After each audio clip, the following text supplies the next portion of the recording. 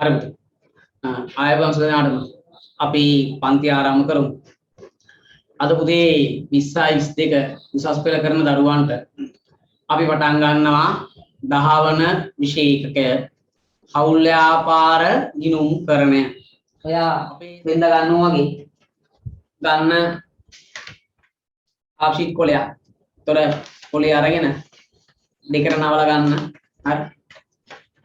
අපි පොඩි කෙටි සටහනක් හදාගෙනම යමු. එතකොට ඕක අපි ගාව දිනෝ පාඩම් කරන්න. හරිද? මෙතන කෙටි සටහනත් එක්ක තමයි අපි වැඩේ කරගෙන ඔක්කොම නෙමෙයි. දැන් ටියුට් එක පුතේ උතන පිටු 28යි ඊළඟ කොටසේ තියෙනවා තව ගණන් 30ක් විතරක පිටු විතර දිනවා 40ක් විතර. පිටු 67ක 70 ටියුට් එකක් තමයි යන්නේ කොටස් දෙකකින්. ඒතර ඔක්කොම ටියුට් එකේ තියන්න බැරි නිසා අපි තියරි විතරක් ෆුල් ස්කැප් එකකට ගහමු ෂෝට් නෝට් හරි ගමු. ඒතර වැඩි ඉවරයි. පැහැදිලිද? හරි. ඒ ළමයි ගාව ටියුට් එක නැති වුණත් ගැටලුවක් නැහැ. දැන්ට අපි මේකේ තමයි අවශ්‍ය ලියන්න යන්නේ. මම මෙතන ෂෙයා කරනවා. ෂෙයා කරනකොට ඔයාලා නිබන්ධනේ බලා ගන්නත් පුළුවන්. පැහැදිලි වැඩි. හරි. එහෙනම් අපි යමුදී නිබන්ධනයට මුලින්ම බලන්න ඔයාගතේ නිබන්ධනය තියෙනවා නම් එහෙමයි නැත්නම් මෙතනින් බලන්න. හරි. මෙන්න හවුල් ව්‍යාපාර ගිණුම් පාර්ට්නර්ෂිප් accounting මුලින්ම කියනවා හවුල් ව්‍යාපාරයක් නිර්වචනය කිරීම. මේ හවුල් ව්‍යාපාරයක් නිර්වචනය කරන එක පුතේ පැහැදිලි කරන්නේ හවුල් ව්‍යාපාර ආඥාපනතේ පළවෙනි වගන්තිය අනුව. පළවෙනි වගන්තියෙන් තමයි කියන්නේ හවුල් ව්‍යාපාරයක් කියන්නේ මොකක්ද කියලා. හරිද? හවුල් ව්‍යාපාරයක් ගැන නිර්වචනය කරනවා පළවෙනි වගන්තිය. මොකක්ද හවුල් ව්‍යාපාරයක් කියන්නේ? ලාභ ලැබීමේ පොදු අරමුණක් සහිතව ව්‍යාපාරයක් පවත්වාගෙන යාම සඳහා පුද්ගලයන් දෙදෙනෙකු හෝ වැඩි දෙනෙකු අතර ඇතිවන givisum හෝ එකඟත්වයට අපි කියනවා අන්න හවුල් ව්‍යාපාරයක් කියලා. එහෙනම් උදේ නිබන්ධනේ ඔයා මෙන්න මේ ටික highlight කරන්න.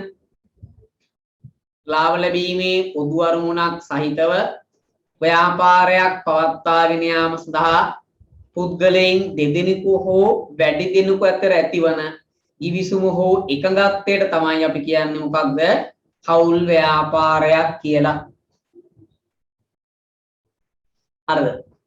එහෙනම් ඔතන හොඳට බලන්න. ඔක වැදගත් වෙනවා ඉදිරි යනකොට පාඩමේ. මේ 1890 හවුල් ව්‍යාපාර ආඥාපනතේ පළවෙනි වගන්තිය කියන්නේ පුද්ගලයන් දෙදෙනෙකු හෝ වැඩි දෙනෙකු අතර ඇතිවන givisum හෝ එකගත්වය. එතකොට දැන් සාමාන්‍යයෙන් පුතේ මේ ඔය VS වල ළමයිට කියනවා හවුල් ව්‍යාපාරයක උපරිම සමාජික සංඛ්‍යාව 20යි. අව මේ දෙකයි කියලා. එහෙමනම් ඔය හවුල් ව්‍යාපාර ආඥාපනතේ උපරිමය ගැන කියන්නේ නැහැනේ. කියන්නේ අවමය ගැන විතරයි. නේද? පුද්ගලයන් දෙදෙනෙකු හෝ වැඩි දෙනෙකු අතර ඇතිවන එකගත්වයට හෝ givisumට අපි කියනවා හවුල් ව්‍යාපාරයක් කියලා. ඒතර ඔය හවුල් ව්‍යාපාර ආඥාපනතේ පැහැදිලි කරන්නේ අවමය ගැන විතරයි. උපරිමය ගැන පැහැදිලි කිරීමක් නැහැ. ඒක නිසා මතක තියාගන්න. ඔය කියලා දෙනවා හවුල් ව්‍යාපාරයක අවමය දෙකයි උපරිමය 20යි කියලා. හැබැයි අවමය දෙක විතරයි හවුල් ව්‍යාපාර ආඥාපනතේ පළවෙනි වගන්තියෙන් කියන්නේ. හරිද? උපරිමය ගැන හවුල් ව්‍යාපාර ආඥාපනතේ නිර්දේශයක් දීලා නැත කියලා ඔයා මතක තියාගන්න පුතේ. තීරුණාද වැඩේ? හරි. එහෙනම් ඔන්න පළවෙනි නිර්වචනය හරි. හරි. ඔයා මම දැන් ගන්න ගුවනේ ආශිත් කොලය. එතන දාන්න මාතෘකාව හවුල් ව්‍යාපාර ගිණුම් කරණය කියලා. දාන මාතෘකාව හවුල් ව්‍යාපාර ගිණුම් කරණය. ඒක කෙටි සටහනක් හැදෙනවා හොඳේ. හවුල් ව්‍යාපාර ගිණුම් කරණය. හරි. මුලින්ම දාන්න අංක 1 හවුල් ව්‍යාපාරයක් යනු. දාන අංක 1 හවුල් ව්‍යාපාරයක් යනු. හවුල් ව්‍යාපාරයක් යනු. හරිද? හවුල් ව්‍යාපාරයක් යනු. ලියන්නේ යටතේ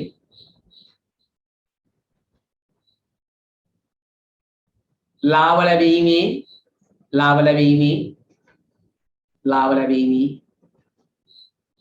පොදු අරමුණක් සහිතව ලාභ ලැබීමේ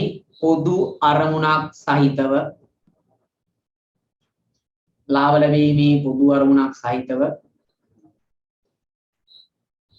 ව්‍යාපාරයක් පවත්වාගෙන යාම සඳහා ලාභ ලැබීමේ පොදු අරමුණක් සහිතව ව්‍යාපාරයක් පවත්වාගෙන යාම සඳහා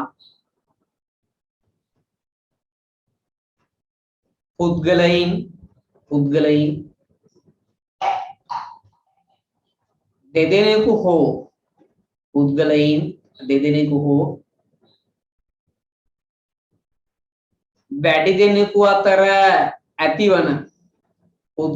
දෙදෙනෙකු හෝ වැඩි දෙනෙකු අතර ඇතිවන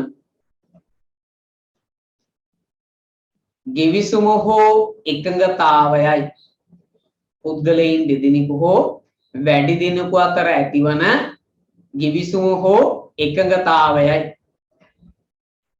හරිද හරි ඔන්න හවුල් ව්‍යාපාරයක නිර්වචනය මොකක්ද මේකෙන් කියන්නේ ලාභ ලැබීමේ පොදු අරමුණක් සහිතව ව්‍යාපාරයක් පවත්වාගෙන යාම සඳහා පුද්ගලයන් දෙදෙනෙකු හෝ වැඩි දෙනෙකු අතර ඇතිවන givisum හෝ එකඟතාවය ඒක කියන්නේ 1890 හවුල් ව්‍යාපාර ආඥා පනතේ වගන්ති අංක 1 පළවෙනි වගන්තියෙන් කියන්නේ එතකොට අර හවුල් ව්‍යාපාරයක අවමය 2යි උපරිමය 20යි කියන එක ප්‍රශ්නයක් අහනවා අවමය 2යි උපරිම 20යි යනුවෙන් හවුල් ව්‍යාපාරයක හවුල්කරුවන් සංඛ්‍යාව සීමා කරනුවේ හවුල් ව්‍යාපාර ආඥා පනත අනුව වේ සත්‍ය අසත්‍ය මොකද වෙන්නේ අසත්‍යයි මතක තියාගන්න ඔන්න පළවෙනි බහුවර්ණ ප්‍රශ්නේ දැන් මේ තියරි කරන එකේ වැදගත්කම තමයි බහුවර්ණ ප්‍රශ්න වලට උත්තර හදාගන්න එහෙනම් උතර BS වල කිව්වේ බොරුදස නේද අපිට එහෙම පොඩි එකක් එනවා නේද BS වල කිව්වේ බොරුද නෑ ඒක හරි හැබැයි මෙතන පැහැදිලි කරනකොට හරියට පැහැදිලි කරගන්න ඕන ඒක වැදගත් වෙන්නේ හරි ඔන්න එහෙනම් හවුල් ව්‍යාපාර නිර්වචනය හරි ඊට පස්සේ මොකක්ද කියන්නේ හවුල් ව්‍යාපාරයක් වීමට ඉටු විය යුතු මූලික අවශ්‍යතා 4ක්. ඒ හවුල් ව්‍යාපාරයක් වෙන්න පුතේ ප්‍රධාන කරුණු 4ක් ඉටු වෙන්න ඕන. ඔය දන්නව. මොනවාද? හවුල් ව්‍යාපාරයක් වීමට ඉටු විය යුතු ප්‍රධාන අවශ්‍යතා මොනවාද පුතේ? හවුල් ව්‍යාපාරයක් වෙන්න ඉටු විය යුතු මූලික අවශ්‍යතා මොනවාද? හවුල් ව්‍යාපාරයක් වෙන්න ඉටු විය යුතු මූලික අවශ්‍යතා මොනවාද දන්නේ විදියට? පොඩ්ඩක් මට chat එක දාන්න බලන්න උත්තර දාන්න chat එකට හවුල් ව්‍යාපාරයක් වීමට ඉටු යුතු මූලික අවශ්‍යතා. ඔයා දැන්ටමත් ඔය කතා කරලා තියෙන නිසා BS හරි ව්‍යාපාර සංවිධාන මාතෘකාව යටතේ ඔය සියලුම දේවල් ඔයා සාකච්ඡා කරමු. හරි ඔයා සියලුම දේවල් සාකච්ඡා කරමු. මොකක්ද? මතකයක් නැද්ද? ආගම හවුල් ව්‍යාපාරයක් වීමට ඉටු විය යුතු මූලික අවශ්‍යතා 4ක් තියෙනවා. මොනවාද මේ හවුල් ව්‍යාපාරයක් වෙන්න ඉටු විය යුතු මූලික අවශ්‍යතා? අපි කතා කරනවා පළවෙනි එක පුද්ගලයන් සිටීම. අර පුද්ගලයන් ඉන්න ඕන. ඒක ව්‍යාපාරයක් තියෙන්න ඕන. මොකක් හරි බිස්නස් එකක් තියෙන්න ඕන. තුන්වෙනි එක ලාභ ලැබීමේ චේතනාව. ලාභේ නැතුව හවුල් ව්‍යාපාරයක් තියෙන විදියක් නැහැ. 4 අන්‍යෝන්‍ය නියෝජ්‍යත්වය. නැත්නම් අපි කියන පොදු එකඟතාවය. එකෙක් අනිකාව නියෝජනය කිරීම නේද? ගානර් ඉදිරිව මරේ නඩු තීන්දුවෙන් තමයි ඔක පැහැදිලි කරන්නේ. දැන් මොකක්ද මේ ගානර් ඉදිරිව මරේ නඩු තීන්දුව කියන්නේ? ඉදිරියට ඔය ගැන මම පුළුල් විස්තරයක් දෙන්නම්. දැන් තමයි සමහර විට ඔයා ඔය ගැන දහසක් ඇති. එහෙනම් පුතේ මේ හවුල් ව්‍යාපාරයක් වෙන්න ඉටු විය යුතු මූලික අවශ්‍යතා 4ක් තියෙනවා. ඔය අවශ්‍යතා 4 නැතුව හවුල් ව්‍යාපාරයක් වෙන්න විදියක් නැහැ. හරි. එහෙනම් නිබන්ධනයේ ලියන්න පුතේ. ඒ අනුව හවුල් ව්‍යාපාරයක් වීමට ඉටු විය යුතු මූලික අවශ්‍යතා 4ක්. හවුල් ව්‍යාපාරයක් වෙන්න ඉටු විය යුතු මූලික අවශ්‍යතා හතරක් මොනවාද වෙන්න ඕන? ලියන පළවෙනි එක. පුද්ගලයන් සිටීම.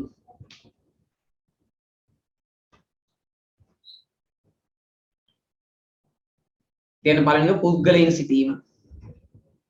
පුද්ගලයන් සිටීම. දෙවෙනි එක ව්‍යාපාරයක් පැවතීම. ව්‍යාපාරයක් පැවතීම.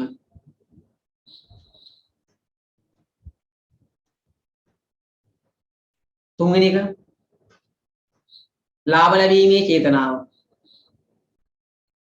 ලාභ ලැබීමේ චේතනාව. හතරවෙනි එක අන්‍යෝන්‍ය නියෝජ්‍යත්වය. අන්‍යෝන්‍ය නියෝජ්‍යත්වය. එතකින පොදුවේ කටයුතු කිරීම. පොදුවේ කටයුතු කිරීම. පොදුවේ කටයුතු කිරීම.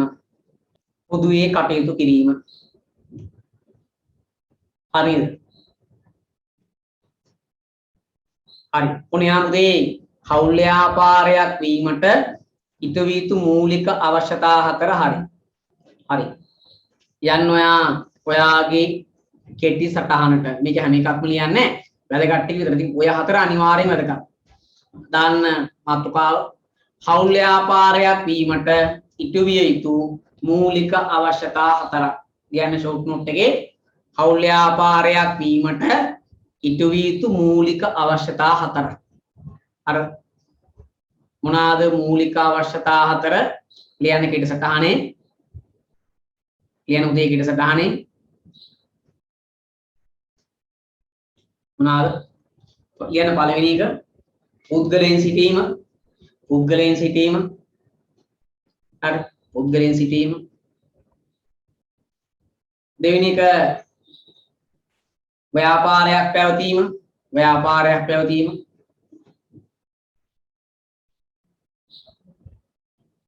තුන්වෙනි එක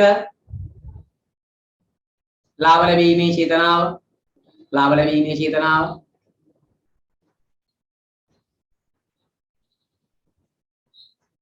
හතරවෙනි එක පොදුවේ කටයුතු කිරීම. පොදු එකඟතාවය නැත්නම් අන්‍යෝන්‍ය නියෝජ්‍යත්වය එක් හවුල්කාරයෙක් තවත් හවුල්කාරයෙක් නියෝජනය කිරීම නේද? අර පාසලේ එක ළමෙක් වැරදි කරාම නේද? සමහර පන්තියේම පනිෂ්මන්ට් එක හම්බෙන්නේ. එක්කෙනෙක් කරත් එකයි ඔක්කොම කරත් එකයි කියලා තමයි පනිෂ්මන්ට් එක දෙන්නේ නේද? අන්‍යෝන්‍ය නියෝජ්‍යත්වය. ඇයි එයාට වරද කරන්න ඉඳ බලාගෙන හිටියේ. ඔක්කොටම පනිෂ්මන්ට් එක ලැබෙනවා. ඒ වගේ තමයි ඔක. එක්කෙනෙක් කරන වැරදි වලට නැත්නම් එක්කෙනෙක් කරන ක්‍රියාකාරකම් වලට අනිත් අයත් සාමූහිකව වග කියනවා. පැහැදිලිද? අනිත් අයත් සාමූහිකව වග කියන එක තමයි ඔතනින් ඔය අදහස් කරන්නේ. මොකක්ද?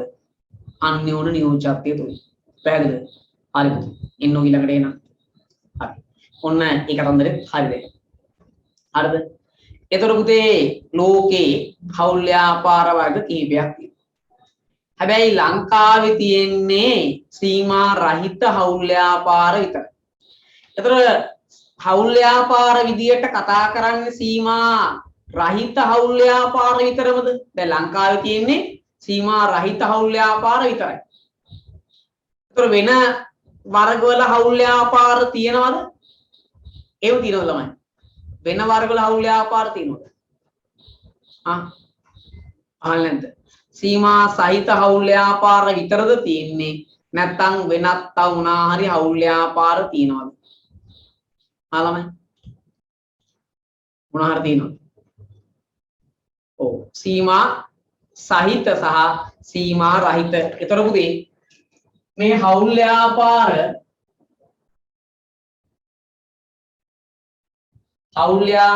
කොටස් දෙකයි. එකක් සීමා රහිත හවුල් ව්‍යාපාර. සීමා රහිත හවුල් ව්‍යාපාර. ඒ කියන්නේ ලිමිට් එකක් නැහැ. හවුල්කරුවන් සියලු දෙනාගේම වගකීම අසීමිතයි. මේ සීමා රහිත හවුල් ව්‍යාපාරයක සියලු දෙනාගේ වගකීම අසීමිත වේ. සියලු දෙනාගේ වගකීම අසීමිතයි. ඒතර හවුල් ව්‍යාපාරයේ ණයතුරුස් පියවන්න තමන්ගේ පෞද්ගලික දේපල හරි විකුණලා ඒ වගකීම් ටික පියවන්න. අනිත් එක තමයි පුතේ සීමා සහිත හවුල් ව්‍යාපාර. सीमा सहित हवुल व्यापार हर सीमा सहित हवुल व्यापार तुम्हें सीमा सहित हवुल व्यापार एक अवम वशेन एक हवुल කරුවෙකුගේ හෝ වගකීම අසීමිත වේ. අඩුම තරමේ එක්කෙනෙක්ගේ හරි වගකීම අසීමිතයි. ඔක්කොගේම නෙමෙයි. එක්කෙනෙක්ගේ එකම වැඩි වෙන්නත් පුළුවන්. මෙතන නම් සියලු දෙනාගේම වගකීම අසීමිතයි. එතකොට මෙතන හවුල්කරු වෙන්න පුළුවන් වගකීම සීමිත හවුල්කරුවන්. වගකීම සීමිත හවුල්කරුවන්. මෙතන ඉන්න පුළුවන් වගකීම අසීමිත හවුල්කරුවන්. පැහැදිලි. එතකොට මේ මෙන්න මේ කියන පාර්ශව දෙකම මේ සීමා සහිත හවුල් ව්‍යාපාර වෙන්න පුළුවන්.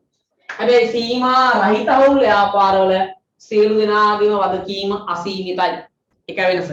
එතකොට මෙයා ක්‍රියාත්මක වෙන්නේ 1890 හවුල් ව්‍යාපාර ආඥා පනත 1890 හවුල් ව්‍යාපාර ආඥා පනත මෙයා ක්‍රියාත්මක වෙන්නේ 1907 සීමිත හවුල් ව්‍යාපාර ආඥා පනත ඔන්න අපි හවුල් ව්‍යාපාර වර්ගීකරණය කරන විදිය පැහැදිලිද? එතකොට මේ නෝට් එක ඔය ටියුට් එකේ නැහැ. හරිද? මේක තමයි ත්‍රිසටහනේ ලියාගන්නේ. බොහොම සරලයි. ටියුට් එකේ විස්තර කරලා තියෙනවා සීමා සහිත සීමා රහිත කියන්නේ මොකක්ද කියලා. ඊට වඩා කෙටියෙන් ඔයාලට පැහැදිලිව මෙතන දින වැඩි මොකක්ද වෙන්නේ කියලා. හරි. අපි බලමු. එහෙනම් හවුල් ව්‍යාපාර වර්ග මෙන්න.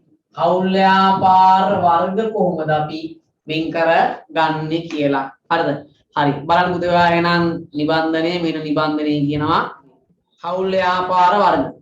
එක සීමා රහිත හවුල් ව්‍යාපාර නැත්නම් අපි කියනවා සාමාන්‍ය හවුල් ව්‍යාපාර කියලා. සියලුම හවුල්කරුවන්ගේ වගකීම අසීමිත වේ. අන්න හයිලයිට් කරන්න. සියලුම හවුල්කරුවන්ගේ වගකීම අසීමිත වේ. ඉන්න ඔක්කොගෙම වගකීම අසීමිතයි. හරිද? ඉන්න ඔක්කොගෙම වගකීම අසීමිතයි. බාහිර වගකීම් පියවීම සඳහා යෙදූ ප්‍රාග්ධනයට අමතරව සකීය පෞද්ගලික දේපලද වැය කිරීමට සිදු වේ. ඊට උදෙමින් බාහිර වගකීම් පියවීම සඳහා යෙදූ ප්‍රාග්ධනයට අමතරව එයාගේ පෞද්ගලික දේපලද වැය කරන්න සිද්ධ වෙනවා. දෙක සීමා සහිත හවුල් ව්‍යාපාර. මොකක්ද මේ සීමා සහිත හවුල් ව්‍යාපාරයක් කියන්නේ? යටත් පිරිසෙන් එක් සීමා රහිත හවුල්කරුවෙකු ඇතුළත් වන අනෙක් හවුල්කරුවන්ගේ වගකීම සීමිත වන හවුල් ව්‍යාපාර සීමා සහිත හවුල් ව්‍යාපාර වේ. යටත් පිරිසෙන් කියන්නේ ඉන්න හවුල්කරුවන්ගෙන් එක්කෙනෙක් හරි වගකීම සීමා රහිත වෙන්න ඕන, අනිත් අය වගකීම සීමා සහිතයි. එහෙනම් මේ සීමා සහිත සීමා රහිත කියන හවුල් ව්‍යාපාරයක හවුල්කරුවන් දෙවර්ගයෙන් ඉන්නවා නම් ඒක තමයි සීමා සහිත හවුල් ව්‍යාපාර කියන්නේ. 1907 සීමිත හවුල් ව්‍යාපාර පනතින් හවුල්කරුවෙකුගේ වගකීම සීමා සහිත කළ එම පනත ශ්‍රී ලංකාවේ ක්‍රියාත්මක නොවන බැවින් සීමා සහිත හවුල් ව්‍යාපාර ශ්‍රී ලංකාවේ හඳුනාගත නොහැකි අනුදී. ලංකාවේ සීමා සහිත හවුල් ව්‍යාපාර නැහැ. तो ලංකාවේ තියෙන සියලුම හවුල් ව්‍යාපාර අනිවාර්යයෙන් මොනවාද? සීමා රහිත හවුල් ව්‍යාපාර. සීමා සහිත ඒවා ලංකාවේ තුල ක්‍රියාත්මක වෙන්නේ නැහැ පුතේ. හරිද? તો ලංකාවේ මෙන්න මේ පනත තමයි සම්මත කරලා සීමා රහිත හවුල් ව්‍යාපාර තමයි ලංකාවේ තියෙන්නේ. මේ හවුල් ව්‍යාපාර සාමාන්‍ය පුතේ ඉංගලන්තේ තමයි මේවා ව්‍යාපාර ආරම්භ කරේ. වගේ රටවල පුතේ මේ සීමා සහිත හවුල් ව්‍යාපාර පැහැදිලිද? හරි. ඔයන් ඔයාගේ කෙටි සටහනට යන්න පුතේ කෙටි සටහනට. මෙන්න අපි කෙටි සටහන දිනමු. ගිහිල්ලා කෙටි සටහන දාන්න මාතෘකාව හවුල් ව්‍යාපාර වර්ග දාන්න මාතෘකාව හවුල් ව්‍යාපාර වර්ග. සීමා සහිත හවුල්කරුවන් සීමිතයි නිසා බෝඩ් එකේ සීමිතයි කියලා ලියලා තියෙන්නේ. මෙහෙමයි. ඒ බෝඩ් එකේ සීමා සහිත හවුල් ව්‍යාපාර කියලා ලියලා තියෙන්නේ. ඒ වර්ග කරන විදිය. හැබැයි සීමා සහිත කිව්වම හැමෝගෙම වගකීම සීමා සහිත නැහැ. අවම වශයෙන් එක් හවුල්කරුගේ හෝ වගකීම අසීමිත වෙයි. අඩුම තරමේ එක්කෙනෙක්ගේ හැරේ වගකීම අසීමිත වෙන්නේ. අනිත් අයගේ වගකීම තමයි සීමා සහිතද පොත. යටත් පිරිසෙන් හවුල්කරුවන්ගෙන් එක්කෙනෙක්වත් අඩුම තරමේ සීමා රහිත වෙන්නේ. ඒ නිසා මේ ඔක්කොටම අපි කියන්නේ නැහැ සීමා සහිතයි කියලා. ඒ හේතුව යම් අවස්ථාවක වගකීමක් පැනනකොට පස්සේ ඒ වගකීම ගෙවන්න බැඳිච්ච පාර්ශවයක් ඉන්න බෑනේ. දැන් මෙතන නම් අවුලක් නැහැ. වගකීමක් හටගත්තොත් සියලුම හවුල්කරුවන් අසීමිතව වගකීම. එක්කෙනෙක් බුන්වත් වෙලා නම් එයාගේ වගකීම අනිත් කෙනා බාරගෙන ඒක ගෙවන්න ඕන. ඒතර මෙතන එහෙම නෙවෙයි. සාමාන්‍ය දූ ප්‍රාග්ධනයට විතරයි සීමා සහිත හවුල්කරුවන් වග කියන්නේ. මෙන්න මේ වගකීම සීමිත හවුල්කරුවන් වග කියන්නේ සාමාන්‍ය දූ ප්‍රාග්ධනයට විතරයි. ඒතර මේගොල්ලෝ අරගොල්ලෝ වගේම අසීමිත වගකීම. පැහැදිලිද? ඒකයි වෙනස. මේක සීමා සහිත කිව්වට මේ සීමා සහිත එක ඇතුලේ සීමා සහිත අයයි සීමා රහිත අයයි දෙගොල්ලොම ඉන්නවා. ඒව නැත්නම් මේක සමාගමක් වගේ. දැන් සීමා සහිත හවුල් ව්‍යාපාරයක එක්කෙනෙක්ට වඩා ඉන්න පුළුවන්. ඒක කියන්නේ අවම වශයෙන් එක් හවුල්කරුවෙක්වත් අඩුම තරමේ එක්කෙනෙක්වත් ඉන්නවා. එක්කෙනෙක්වත් නැති වෙන්න බෑ. එක්කෙනෙක් දෙන්නෙක් තුන් දෙනෙක් අර දවානෝ උතර ඔක්කොම වගකීම සීමා රහිතන. එතකොට ඔක්කොම වගකීම අසීමිතව මෙතනට යනවා. අපි කියන්නේ අඩුම තරමේ එක්කෙනෙක්වත් ඉන්නවා. හවුල්කරු 10ක් ඉන්නවනම් 10න් එක්කෙනෙක් දෙන්නෙක් තුන් දෙනෙක් 9 දෙනෙක් සීමා රහිත. එක්කෙනෙක් සීමා සහිත. අන්න එතකොට මේ જાති වෙනවා. ඔක්කොගේම වගකීම සීමා රහිත නම් එතකොට මෙතනට යනවා. සීමා රහිත හවුල් ව්‍යාපාර. හරිද? ඒකයි වෙනස උතන. සීමා රහිත සහ සීමා සහිත අඩුම තරමේ එක්කෙනෙක්වත් ඉන්නවා. අපි මේ සීමා රහිත හවුල් ව්‍යාපාර වලට තමයි සාමාන්‍ය හවුල් ව්‍යාපාර කියන ටියුට් එකේ දීලා දෙනවා. සාමාන්‍ය හවුල් ව්‍යාපාර අපි කියනවා. හරිද? හරි. එන්නකො දැන් ඔය අහගන්න ඔය පැහැදිලි කිරීම. හරිද? දැන් මේ හවුල් ව්‍යාපාර පාඩම accounts class එකේ කරාට ඔයාට ඕක BS class එකටත් වඩා සුපිරියට මම පැහැදිලි කරලා දෙන්න ආයි. සාතික කරන්නේ. හරිද? එතකොට ඔයාට ඔය ඉගෙන ගත්ත දැනුමින් BS class එකේ නැත්නම් BS paper එකට 100%ක්ම පාවිච්චි කරන්න පුළුවන් වෙන දෙන්න. හරිද? ඒතකොට ඒකේ දැනුම මෙතනට පාවිච්චි කරන්න මදි වුණාට මේකේ දැනුම එතනට වැඩිපුරත් එක්කලා ඔයාට පාවිච්චි කරන්න මම උගන්වන්නම් පාඩම ඉගෙන ගන්න නිසා හරියට පාඩම අල්ලගෙන ඉන්න ක්ලාස් එක කොහොමත් ඉතින් 8ට පටන් ගත්තම 11 වෙනකන් යනවා 10:00 11 වෙයිද ඒ වෙලාවට ඔය අල්ලගෙන ඉන්න ෂෝට් නෝට් එක හදා ගන්න හරියට පස්සේ ඉතින් සර් රෙකෝඩින් අහන්න එපා අර මුළුවන් තරමක් ඉඳලා මම පන්ති ළමයිට රෙකෝඩින් එක යනවා හැබැයි පස්සේ යන්නේ අර හැබැයි ඉතින් ටකයි ඉන්න බැරි නම් පැය 3 ඉඳලා ෂෝට් නෝට් එක හදා ගන්න ඊවලට වැඩි ලෑස්ති කරගන්න හරිද හරි එන්නකෝ නම් යන්න ඔයා කෙටිසටහනට ගිහිල්ලා දාන්න හවුල් ව්‍යාපාර වර්ග දාන්න හවුල් ව්‍යාපාර වර්ග කියලා මෙන්න මේ සටහන මේ කුලිය යන්න ගන්න මම දන්න ගොඩක් ඉඳ නැහැ ඉතින් ෂෝට් නෝට් එක කරේමනේ බොහොම කෙටියෙන් පොඩි අකුරු වලින් ගාන්න ඔයාලට තේරෙන විදිහට ඉක්මනට ලියා ගන්න හරි ලියාගත්ත ගමන් කියන්න අපි යමු ඊළඟ කොටසට හරි ඔන්න උදේ දැන් අපි දන්නවා සීමා සහිත සීමා රහිත කියන කතන්දරේ මොකද්ද තියෙන වෙනස කියලා.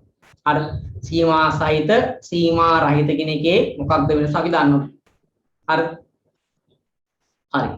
ඔය ටික හරනම් ඔයා එන්නකෝ නිබන්ධනයේ ඊළඟ පිටුවට එන්නකෝ. දැන් කවුල් ව්‍යාපාරයක් පටන් අරන් නිකන් කරගෙන යන්න බෑ. ඇයි? ප්‍රශ්නේ පුතේ නේද? බලන්නකෝ.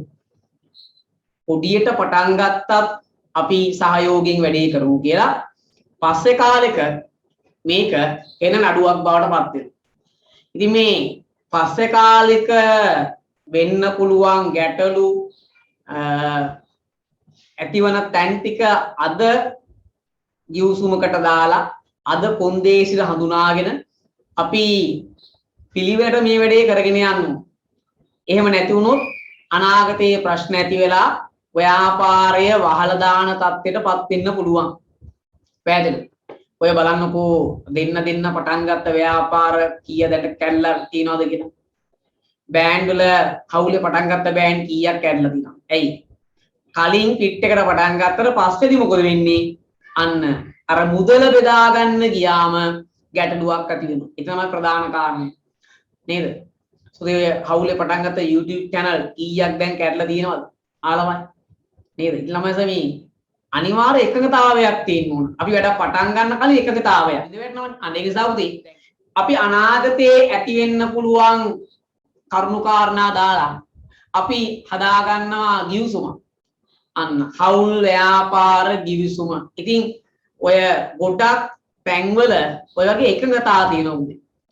සමහර ඒවා පේන්න තියෙනවා, සමහර ඒවා පේන්න නැහැ. හරිද?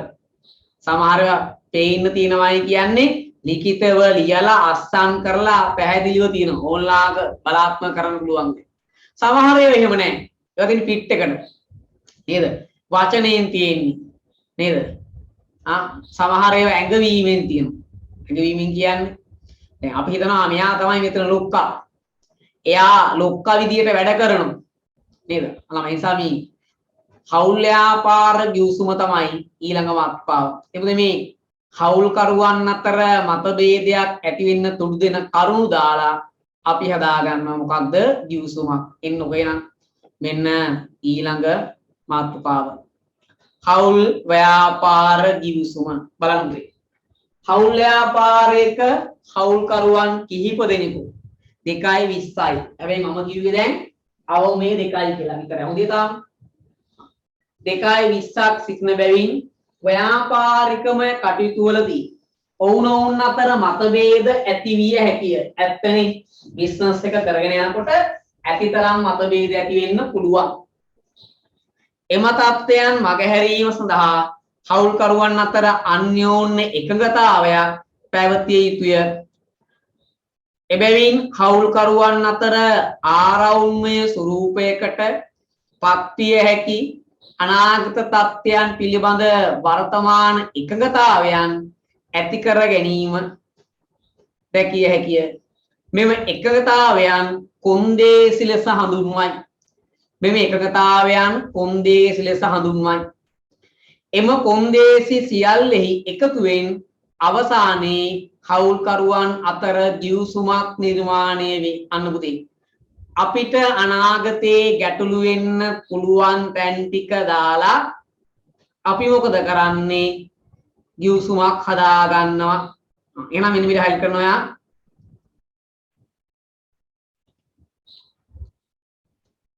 මෙම එකඟතාවයන් කොන්දේසි ලෙස හඳුන්වයි.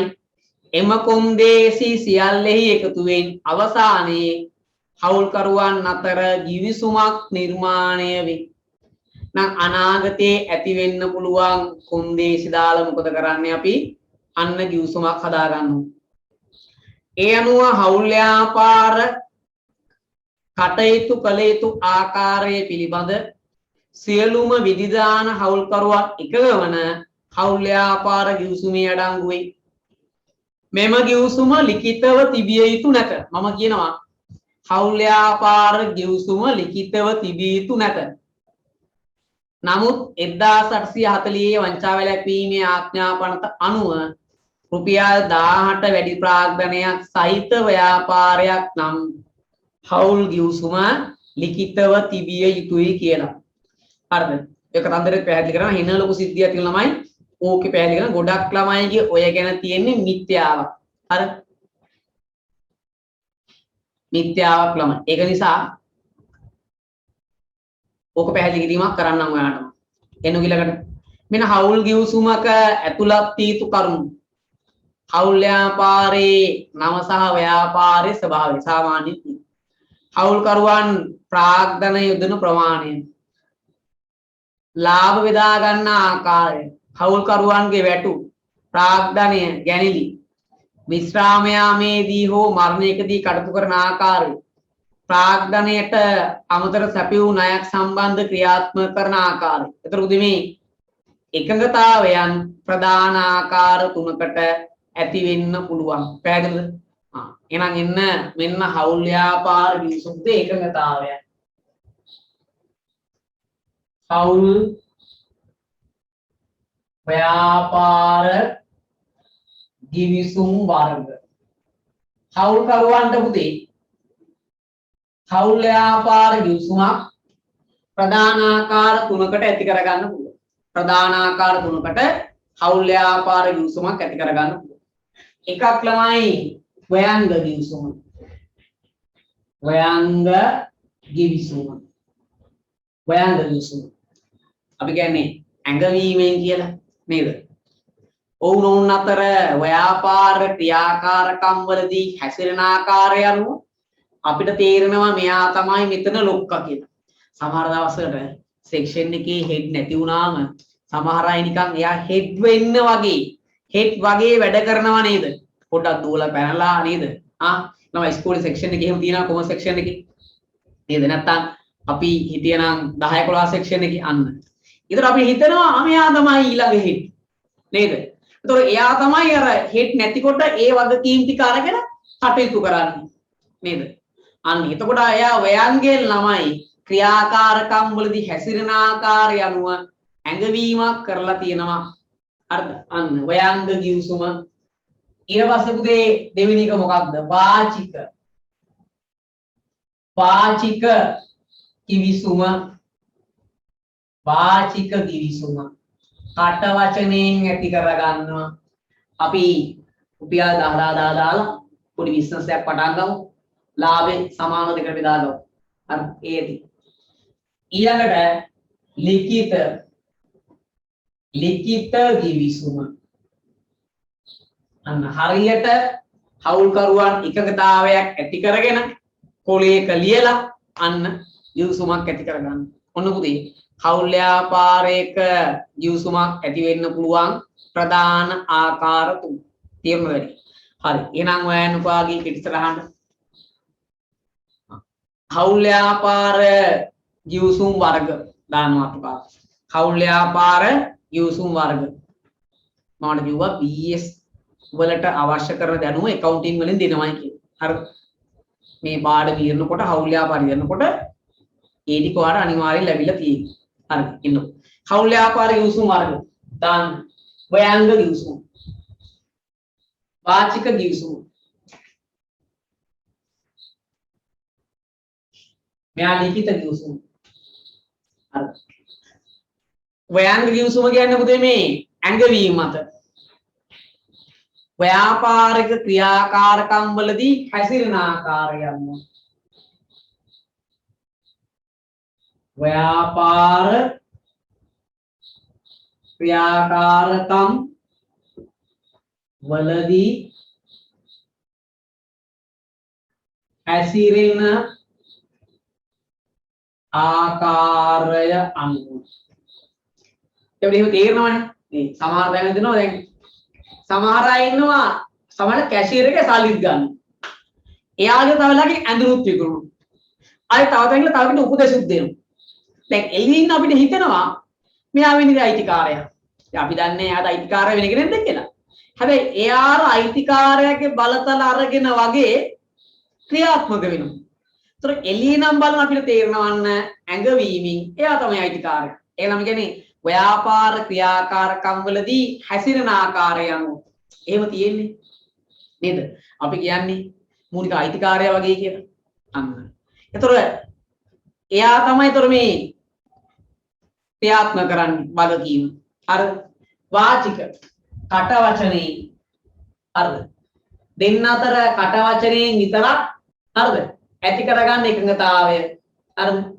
ඒතර ලිඛිත කිසිම දෙයක් නැහැ. දෙන්න කතා කරනවා අපි මෙහෙම කරගෙන යමු මේ විදිහට කරගෙන යමු කිසි ගැටලුවක් නැහැ නේ කියලා එකඟතාවයක් ඇති කරගන්නවා. කොන්දේසි උදේ ගිවිසුමක අඩංගු කරලා අන්න හවුල්කරුවන් ලිඛිතව තියාගෙන යමු. ඉතින් මේ තුනෙන් වැදගත්ම කෙනා මෙයා. ඇයි මෙයා වැදගත්? නාම දෘෂ්ටා කියනකෝ වැදගත්කම. ලිඛිත ගිවිසුමක වැදගත්කම මොකක්ද ඇත්තටම? ඇයි ලිඛිත ගිවිසුමක් වැදගත් වෙන්නේ? අපි කියනවා වාචික ගිවිසුමටයි ව්‍යංග ගිවිසුමට සාපේක්ෂව ලිඛිත ගිවිසුම වැදගත් වෙනවා. ඇයි ලිඛිත ගිවිසුම වැදගත් වෙන්නේ? උත්තරයක් තියෙනවා හවුල් ඔප්පුවක් කියනවා. සාක්ෂි වශයෙන් භාවිතා කරන්න පුළුවන් කියනවා. තව මොනවා තියෙන්නේ? තව දෙන්නකෝ. තව මොනවා තියෙන්නේ? මිමි. ඇයි හවුල් ගිවිසුමක වැදගත්කම? ලිඛිත ගිවිසුම වැදගත්කම. නීත්‍යානුකූලව පෙන්වන්න හැකි කියනවා. නීතියෙන් ඉදිරියේ පෙන්වන්න පුළුවන්. එහෙම කියනවා. එතකොට මම අහන ප්‍රශ්න තමයි ව්‍යංග ගිවිසුමකයි වාචික ගිවිසුමකයි නීතියෙන් කටයුතු කරන්න බැරිද? ඔය ගිවිසුම කඩ කරොත් මට බැරිද හවුල් යාපරු නඩුවක් දාන්න? එහෙනම් ළමයි මාර ප්‍රශ්නයක් තියෙනවා. එහෙමනම් හවුල්කාරයෝ මොකද කරන්නේ? හවුල්කාරයෝ තියාගන්නේ ව්‍යංග ගිවිසුමයි වාචික ගිවිසුමයි විතරයි. ඒගොල්ලෝ යන්නේ නැහැ ලිඛිත ගිවිසුමට. ඇයි? අවුලක් නැහැ. ඔය දැන් ඔයා කියනවා සාක්ෂි තියෙන ලිඛිත ගිවිසුමක් නීතියේ කටයුතු කරන්න පුළුවන්. මොකක්වත් බැරි අවුලක් වුණොත් ඒකෙන් තමයි කටයුතු කරන්නේ නෑ. ඔය දාන ඔක්කොම ටික වැරදි. ඒක මම කියවට BS හවුල් කරන අතර අන්න උත්තරේ. හවුල් කරුවන් අතර ගැටුම් ඇතිවීම වළක්වාලීම. ඔයා තමයි හරි උත්තරේ දුන්නේ. යුනිවර්සිටි එකක් උත්තර දැම්ම දැන්. හරි. මම ඔය BS වල තව කතන්දරේ තියෙන්නේ. ළමයි මතක තියාගන්න. ගිවිසුම ව්‍යංගයෙන් වුණත් වාචික වුණත් ලිඛිත වුණත් තෙවන පාර්ශවයකට කියන්නේ මට පිට ඉන්න මට ව්‍යාපාර විරුද්ධව නඩු පවරන්න පුළුවන්. ඒ නිසා හවුල් ව්‍යාපාරයේ ගිවිසුම කොහොම වුණත් කස්ටමර් කෙනෙක්ට නඩුවක් දාන්න පුළුවන්. හරිද? කස්ටමර් කෙනෙක්ට නඩුවක් දාන්න පුළුවන්. හරිද? ඒ නිසා ව්‍යංග වාචික ලිඛිත කියලා ඒම අවුලක් නැහැ. තෙවන පාර්ශවයකට නඩු පැවරිය හැක. එහෙනම් ගනුදෙනු කරුවෙකුට නඩු පැවරිය හැකිය. ගිවිසුම ලිඛිත වුණත් වාචික වුණත් ව්‍යංගයෙන් වුණත් හවුල්කරු මේ ගනුදෙනු කරුවෙකුට නඩු පවරන්න පුළුවන්. එහෙම සීන් එකක් නැහැ. නැත්තම් හවුල්කාරයෝ මොකද කරන්නේ? හවුල්කාරයා කට්ටයිනේ. උන් කියනවා අපි ලිඛිත නැතුව මෙහෙම කරමු ව්‍යංගේ. එතකොට නඩු දාන්න බෑ, සාක්ෂි නෑ, නීතියේ කටයුතු කරන්න බෑ. මුකුත් නෑනේ. අපිට ඕන දෙයක් කරලා ෂේප් වෙන්න පුළුවන්. එහෙමයි හවුල්කාරයෝ කතාවෙන් කියනවා. එහෙම එකක් නෑ. ඒක නිසා ව්‍යංග වුණත්, වාචික වුණත්, ලිඛිත වුණත් අනිවාර්යෙන් ගනුදෙනු කරුවෙක්ට නඩුවක් පවරන්න පුළුවන්මයි. නඩුවක් දාන්න පුළුවන් ඕනලා කිසි අවුලක් නෑ. එහෙනම් ඇයි මේ ලිඛිත කිවිසුම වැදගත්කම? අන්න දරුවෙක් මට උත්තරේ දුන්නා. ඒ ඔන්ලයින් සම්බන්ධ දරුවෙක් මම හිතන්නේ. හවුල්කරුවන් අතර ගැටුම් ඇතිවීමට වළක්වාලීමට කියලා. ඇයි මේ හවුල්කරු අතර ගැටුම් ඇති වෙනවයි කියන්නේ? අන්න ලිඛිත හවුල් ගිවිසුමක් තිබ්බොත් තමයි යම් අවස්ථාවක හවුල්කරුවෙක්ට විරුද්ධව නඩුවක් දාන්න පුළුවන්. ලිඛිත ගිවිසුමක් නැතුව ව්‍යංගයෙන් සහ වාචිකව හවුල් ව්‍යාපාරයක් කරගෙන ගියොත් හවුල්කරුවෙක්ට තවත් හවුල්කරුවෙක්ට විරුද්ධව නඩුවක් දාන්න බෑ මගේ. හවුල්කරුවෙක්ට විරුද්ධව නඩුවක් දාන්න නම් අනිවාර්යෙන් ගිවිසුම ලිඛිත විය යුතුමයි. අන්න එහෙනම් ලිඛිත ගිවිසුමක වැදගත්කම ඇත්තටම කාටද තියෙන්නේ? හවුල්කරුවන් අතර ගැටුම් වළක්වාලීමට. හරිද? හවුල්කරුවෙක්ට එහෙනම් මේ ලිඛිත ගිවිසුම වැදගත්කම මොකක්ද? හවුල්කරුවෙක් හවුල් කරුවෙකුට නඩු පැවරීමේදී ගිවිසුම ලිඛිතව තිබිය යුතුය. අන්න ඔකට පුතේ නඩු තීන්දුවක් තියෙනවා. උදාහරණයක් විදියට පුතේ මෙතන නඩු තීන්දුවක්. නඩු තීන්දුවකුත් මේකට තියෙනවා. මොකක්ද? පේට් versus පේට් නඩු තීන්දුව කියලා පුතේ. හරිද? එන නඩු තීන්දුවක් පේට් versus පේට් නඩු තීන්දුව. පේට් එදිරිව පේට් නඩු තීන්දුව මොකද උදාහරණය? පේට් එදිරිව පේට් නඩු තීන්දුව. හරි. පේට් එදිරිව පේට් නඩු තීන්දුව. ඕකෙන් තමයි මේක සාධිත කරලා තියෙන්නේ. එහෙනම් හවුල් ගිවිසුම වයංග වුණත්, ලිඛිත වුණත්, වාචික වුණත් කිසි අවුලක් නැහැ. ගම්දිනු කරුවෙක්ට නඩු පවරන්න පුළුවන්. අපිට ඕනම වෙලාවක හවුල් ව්‍යාපාර විරුද්ධව නඩුවක් දාන්න පුළුවන්. ඒතර විභාගෙදී අහන ප්‍රශ්නයක් තමයි මේ accounts වලට අහන්නේ නෑ මගේ පුතේ. BS වලට අහන දේවල්. accounts වලට අහන්න පුළුවන් සමහර වෙලාවට. හරිද? කිටි ප්‍රශ්න වලට. හැබැයි ප්‍රධාන වශයෙන් BS වලට. හරිද? ඒක මම කිව්වට BS වලට අවශ්‍ය දැනුම මෙතනින් දෙනවයි කියන්නේ. හරිද? එතකොට මේ ලිඛිත ගිවිසුම වැදගත්කම මොකක්ද? වැදගත්කම තමයි හවුල් කරුවෙකුට විරුද්ධව නඩු පැවරීමේදී ගිවිසුම ලිඛිතව තිබිය යුතුයි. ගිවිසුම ලිඛිතව නැත්නම් හවුල් කරුවෙක්ට තවත් හවුල් කරුවෙකුගේ ක්‍රියාකාරකම් වලට විරුද්ධව උසාවියේ නඩු පවරන්න බෑ. පැහැදිලිද? ඒක නිසා තමයි ලිඛිත ගිවිසුමක වැදගත්කම තියෙන්නේ. හරිද? තවත් 1840 කියලා පනතක් තියෙනවා. ඒ පනත සම්බන්ධ කරලා ඉස්සරහට කියලා දෙන්න මේක වැදගත්කම කොහොමද කියලා. හරි. එහෙනම් මෙන්න හවුල් ව්‍යාපාර ගිවිසුම් වර්ග. ඔයාලට පුළුවන් ද මේ ටික ලස්සනට ලියා ගන්න. ඔය ෂෝට් නෝට් එකේ. ෂෝට් නෝට් එක බොහොම කෙටියෙන් ලියා ගන්න. මේ වයංග වාචික ලිඛිත. ඒතර ගානුදිනු කරුවෙකුට නඩු පැවරිය ගිවිසුම වයංගයෙන් තිබ්බත් වාචික තිබ්බත් ලිඛිතව තිබ්බත් අපිට කස්ටමර්ස්ලාට ඕනාක හවුල් ව්‍යාපාර විරුද්ධව නඩු පවරන්න පුළුවන්. හරි. ගානුදිනු කරුවෙකුට ලියන්න. හරි.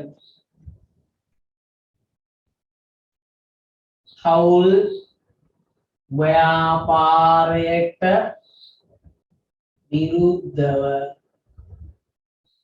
ගනුදෙනු කරුවෙකුට ගිවිසුම් 3 යටතේම නඩු පැවරිය හැකිය. එතකොට මේ ලිඛිත වයංග වාචික කියන 3 යටතේම හවුල් ව්‍යාපාර විරුද්ධව ගනුදෙනු කරුවෙකුට ගිවිසුම් 3 යටතේම නඩු පවරන්න පුළුවන්. හවුල් ව්‍යාපාර කරගෙන යන්නේ ලිඛිතව වාචිකව වයංගින්. කොහොම තිබ්බත් නඩුවක් දාන්න පුළුවන්. එතකොට ලිඛිත ගිවිසුම ගැදකම තියෙන්නේ හවුල් කරු විරුද්ධව නඩු පැවරීමේදී ගිවිසුම ලිඛිතව තියෙන්න ඕන. ඒක උදාහරණය තමයි නඩු තීන්දුව පේට් versus පේට් නඩු තීන්දුව. හරිද? ඉක්මනට ලියා ගන්න.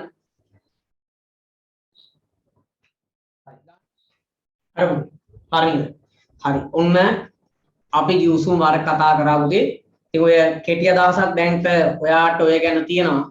අපි නිබන්ධනෙත් බලමු. ඊට පස්සේ යමු ඊළඟ කොටස. එන්නකො නිබන්ධනෙ. හරිද? බලන්න. හවුල් කරුවන් අතර ගිවිසුම් ඇති විය හැකි ප්‍රධාන ආකාර 3. එක පුතේ වයංග ගිවිසුම. ව්‍යාපාරික කටයුත්තේ ක්‍රියාකාරයෙන් තම ව්‍යාපාරික ක්‍රියාකාරකම් වලදී හැසිරෙන ආකාරය අනුව බාහිර පාර්ශවයන්ට ඔවුන් අතර යම් ව්‍යාපාරික ගිවිසුමක් ඇති බව හැඟී යාම තුලින් යම් නීතිමය කටයුත්තකදී බලාත්මක කරන ගිවිසුමක් මගින් ඇතිවන හවුල් ව්‍යාපාරික සම්බන්ධතාවය. අර මම කිව්වේ සමහර අය එයත් අයිතිකාරයෙක් විදිහට කටයුතු කරනවායි කියලා. එතකොට අපි නඩුවක් දාද්දි පුතේ නීතිමය ක්‍රියාමාර්ගයක් ගනිද්දි එයාවත් සඳහන් කරනවා මෙයත් මේකේ හවුල්කාරයෙක්. ඇයි මෙයා හවුල්කාරයෙක් විදියට අන්න වයංග හැසිරීමකින් කටයුතු කළා කියලා. එහෙනම් අපිට ව්‍යංගයෙන් දැනගන්න සැලැස්සුවා එයා හවුල්කාරයෙක් කියලා. ඒ නිසා අපිට සමහර වෙලාවට අර සමහර තැන්වල පොරක් වෙන්න යන නරකයි. ඇයි හේතුව? ඒ පොරක් වෙන එකත් අවාසියක් විදියටම වෙන්න පුළුවන්. ඔය සමහර අය කියන්නේ "ඔව් මම තමයි කට්ටිය එක්කන් ආවේ" කියලා. ඒතර අන්න ව්‍යංගයෙන් අර ඒතර යා සමහරවිට අර ලොක්කා වගේ ඇසිරෙනවා එතන. එයා ව්‍යංගයෙන් ළමයි ඔයාට අදහසක් දෙනවා. ඒක වාචික ගිවිසුම.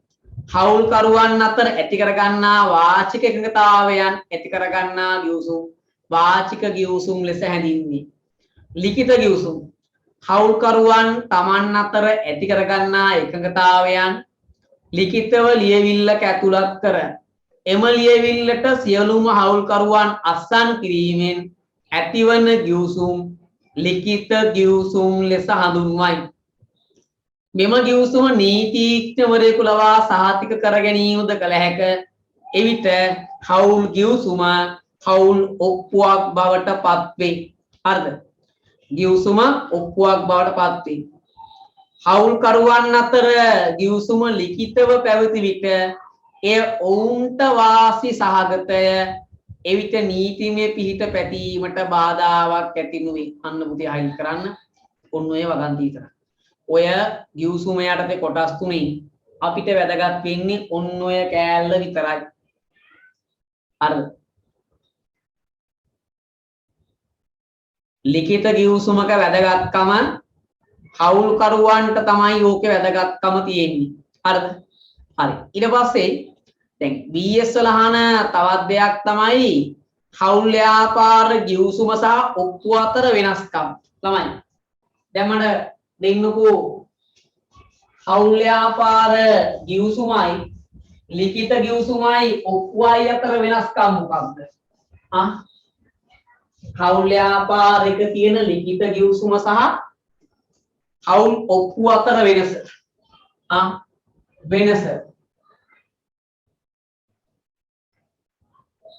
වෙනස.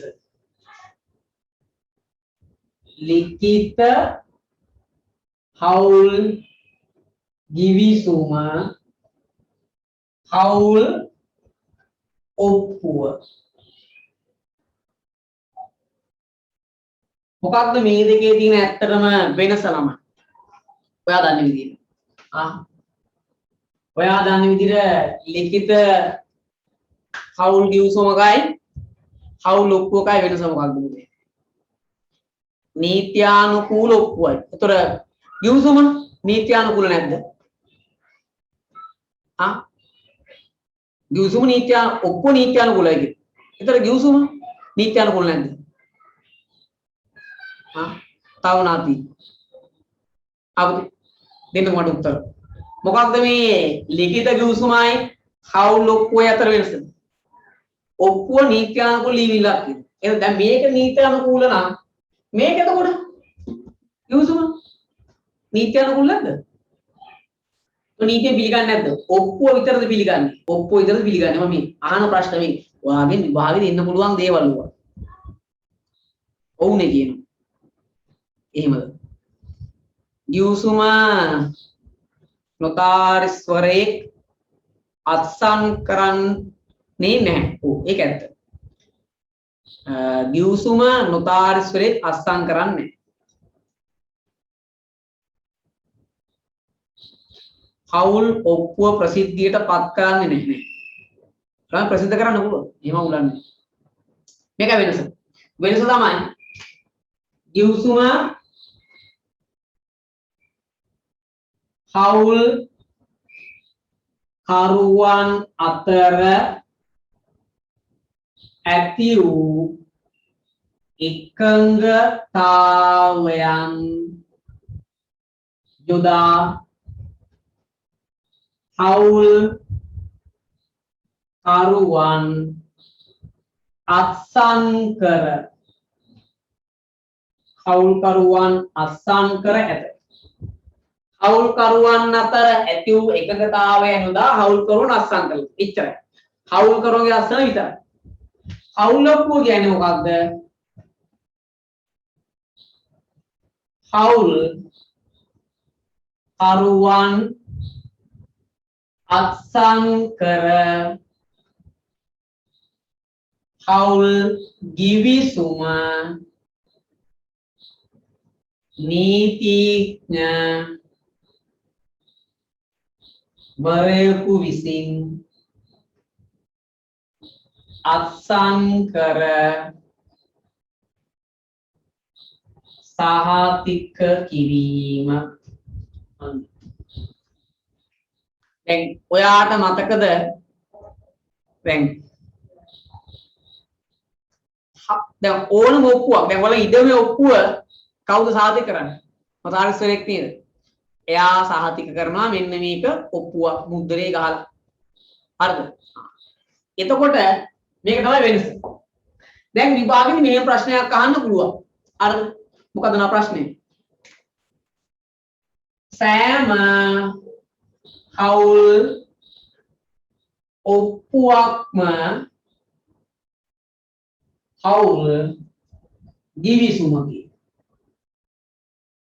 සෑම හවුල් ඔප්පුවක්ම හවුල් ගිවිසුමක් කියන. හරිනේ එකපන්දරේ. සෑම හවුල් ගිවිසුමක්ම ඔප්පුවක් නොවේ. පැහැදිලි කරන්න. පැහැදිලි කරන්න. මොකද මගේ ප්‍රශ්නේ? සෑම හවුල් ඔප්පුවක්ම ගිවිසුමක් කියන. හැබැයි සෑම ගිවිසුමක්ම හවුල් ඔප්පුවක් නෙවෙයි. පැහැදිලි කරන්න ඕන. ඔයා උත්තර දෙන්න කොහොමද? විභාගදී ලකුණු 4ක ප්‍රශ්නයක්. ඒ විතරක්.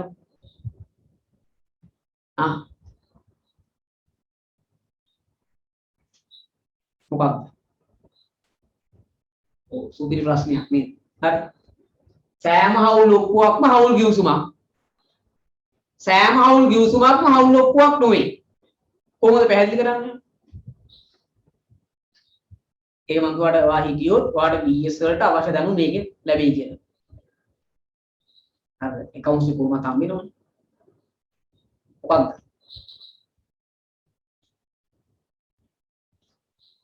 මොකක්ද හේතුව?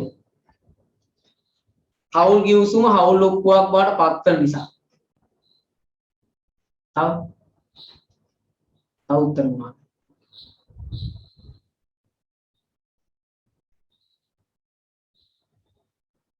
එළමයි ඊයේත් අපි ක්ලාස් එක රිවිෂන් කරලා 12 මාරකම් ගියා. ඒ නිසා චුට්ටක් අල්ලගෙන ඉන්න. හරිද? දැන් ඊයේ බහුවර්ණ දේශි ඉවර කරනකොට භාගයක් ළමයි හිටියේ නැහැ පන්තියේ. හරිද? සා ඔයාට තමයි පාඩුව. සා පොඩ ලෙෆ්ට් එන්න එපා. ඒක ඔයාට තමයි පාඩුව අදින්නේ. මම දවස ගානේ කියනවනේ. පැය 3 නම් පැය 2මාරයි. දැන් ඊයේ 9ට පටන් ගත්තාම 12 මාරයි ඉවරනකොට. විරදි භාගයක් නැහැ. ඉතින් බහුවර්ණ පොත ඉවර කරලා ප්‍රශ්න 200 දැන් අලුත් එක දෙනවා ඊළඟට. බාහිර බහුවර්ණ පොත ඉවර කරද්දි භාගයක් කට්ටිය නැහැ. අපරාධයි. ලෝ එකනේ ඔව් සාතික කරන. අන්න හේතුව මොකක්ද?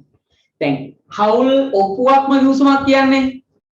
දැන් ඕනම ගිවිසුමක්නේ ලෝය සාතික කරාම ඔප්පුවක් වෙන්නේ. නේද? සා හවුල් ගිවිසුම නීතිඥවරයෙක් සාතික කරාම හවුල් ඔප්පුවක් වෙනවා. ඉතින් හවුල් ඔප්පුවක් සෑම හවුල් ඔප්පුවක්ම හවුල් ගිවිසුමක් වෙයි. එම නිසා හවුල් ගිවිසුම නීතිඥවරයෙකු සාතික කර විට එය හවුල් ඔප්පුවක් බවට පත් වේ. එම නිසා සෑම හවුල් ඔප්පුවක්ම හවුල් ගිවිසුමකි. හරි. එහෙත් හවුල් ගිවිසුමක් ඔප්පුවක් නොවේ. හවුල් ගිවිසුමක් යනු හවුල්කරුවන් විසින් ඇති වූ එකඟතාවයන් යොදා හවුල්කරුවන් අත්සන් කර ලියවිල්ලකි.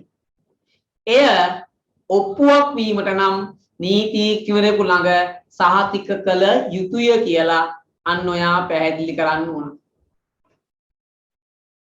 හවුල් ඔප්පුවට ලිඛිත විතරයි ගන්න කියන්නේ. ව්‍යංග වාචික නැහැ.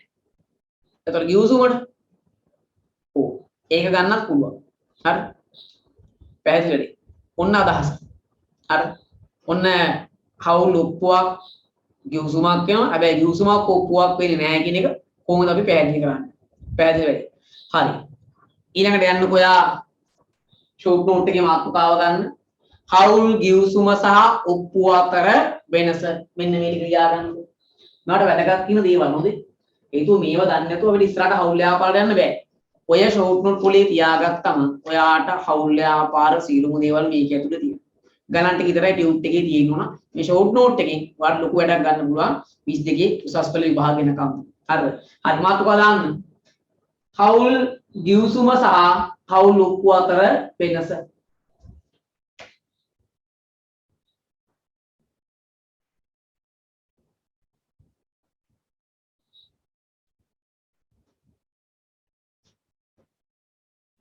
අපි ලියන්න. හවුල් ගිවිසුම සහ හවුල් ඔප්පුව අතර වෙනස. ගිවිසුමයි ඔප්පුවයි අතර වෙනස. හරිද? හරි. හරි. දැන් ඔය කතන්දරේ හරිනේ. දැන් ඔන්න එහෙනම් හවුල් ගිවිසුමයි ඔප්පුවයි අතර වෙනස දන්නවා. දැන් ඔය කතන්දරේ ගොඩක් ළමයි දන්නේ නැති දෙයක්. මොකක්ද ඔප්පුවයි ගිවිසුමයි අතර වෙනස කියලා. ගිවිසුම කියන්නේ හවුල්කරුව අස්තන් කරලා තියෙන එක. ඔප්පුව කියන්නේ හවුල්කරුවොත් අස්තන් කරලා නීතිඥවරයෙකු සහතිකයක් දීලා තියෙනවා. පැහැදිලිද? හරි. එන උදේ ඊට පස්සේ මොකක්ද තියෙන්නේ? මෙන්න හවුල් ව්‍යාපාර සම්බන්ධ නීතිමය පසුබිම. එන්න උදේ. දැන් නීතියෙන් මොකක්ද කියන්නේ ඇත්තටම? අලමයි. නීතියෙන්. දැන් ඔයාලා දන්නවා මොන දේ කරත් අපිට නීතියට පිටින් යන්න බෑනේ. නීතිය ඇතුලේ ඉඳගෙන තමයි අපි කටයුතු කරන්න ඕන. ඉතින් උදේ මේ හවුල් ව්‍යාපාරයකට තියෙන නීතිමය පසුබිම් ගැන තමයි ඊළඟට ඔතන අපි කතා කරන්න යන්නේ. බලන්න හවුල් ව්‍යාපාරක කටයුතු ආරම්භ කිරීමේදී කටයුතු පවත්වාගෙන යාමේදී අභ්‍යන්තර හා බාහිර වශයෙන් බලපාන ඍජු හා වක්‍රව බලපාන නීති රීති අනපනත් රෙගුලාසි පවතී. එහෙනම් දරුවෝ නිබන්ධනේ ලියන්න ඔයා. හවුල් ව්‍යාපාර සම්බන්ධ නීතිමය පසුබිම ලියන්න. හවුල් ව්‍යාපාර සම්බන්ධ නීතිමය පසුබිම ලියන්න පළවෙනි එක 1890 හවුල් ව්‍යාපාර ආඥා පනත. පළවෙනි ලියන්නේ 1890 හවුල් ව්‍යාපාර ආඥා පනත.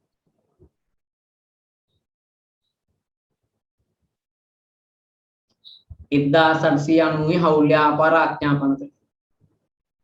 ලියන දෙවෙනි එක 2007 අංක 7 දරන සමාගම් පනත. 2007 අංක 7 දරන සමාගම් පනත. 2007 අංක 7 දරන සමාගම් පනත.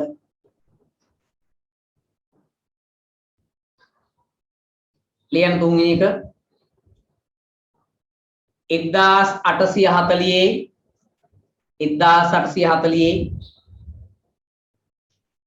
වංචා වැළැක්වීමේ ආඥා පනත. 1840 වංචා වැළැක්වීමේ ආඥා පනත. 1840 වංචා වැළැක්වීමේ ආඥා පනත. 1918 ඊළඟ 4 1918 ව්‍යාපාර නාමාඥා පනත. 1918 ව්‍යාපාර නාමාඥා පනත.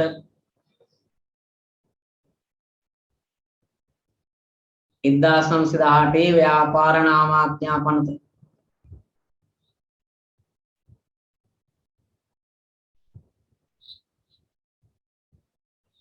ලියන්න පස්වෙනි එක පේට් එදිරිව පේට් නඩු තීන්දුව.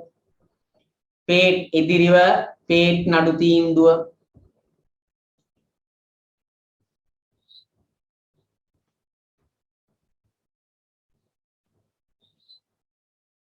තමයි 6 වෙනි එකක් දාලා ලියන්න ගානර් එදිරිව මරේ නඩු තීන්දුව. ගානර් එදිරිව මරේ නඩු තීන්දුව. ගානර් ඉදිරිව මරේ නඩු තීන්දුව. හරිද? ගානර් ඉදිරිව මරේ නඩු තීන්දුව. දැන් ඔය ටික හරනම් පුතේ ඔයා යන්න ඔයාගේ කෙටි සටහනට යන ෂෝට් නෝට් එක. ෂෝට් නෝට් එකේ ලියන්න පුතේ. ලියන්න ෂෝට් නෝට් එකේ හවුල් ව්‍යාපාරයට සම්බන්ධ නීතිමය පසුබිම. ටියුට් එකේ විස්තර හදන්නේ මෙතන අවශ්‍ය කෙටි ටික විතරක් තියෙනවා. හරිද? හවුල් ව්‍යාපාර සම්බන්ධ නීතිමය පසුබිම. හරිද? හවුල් ව්‍යාපාරයට සම්බන්ධ නීතිමය පසුබිම.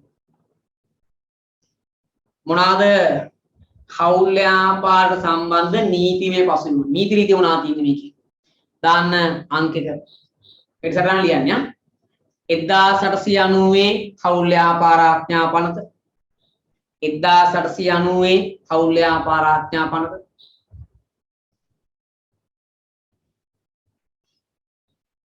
2007 අංක 7 දරන සමාගම් පනත 2007 අංක 7 දරන සමාගම් පනත 2007 අංක 7 දරන සමාගම් පනත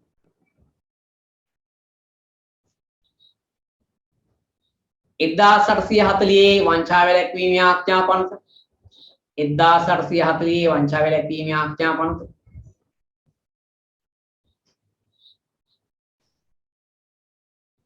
1918 ව්‍යාපාර නාමාඥා පනත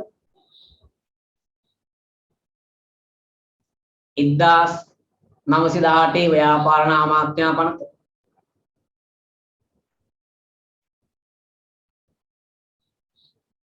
පේට් ඉදිරිව පේට් නඩු තීන්දුව පේට් ඉදිරිව පේට් නඩු තීන්දුව ගානර ඉදිරිව මරේ නඩු තීන්දුව හරිද ගාන ඉදිරිව මරේ නඩු තීන්දුව දැන් පුතේ ඔය කතා කරන නීති වශයෙන් ළමයි ඔය මම දීලා තියෙන්නේ වැදගත්ම ටික විතරයි හරිද හවුල් ව්‍යාපාරයට පුතේ නඩු තීන්දුව ඇති තරම් තියෙනවා. දැන් මේ කතා කරන්නේ හවුල් ව්‍යාපාරයට සම්බන්ධ නීතිමය පසුබිම.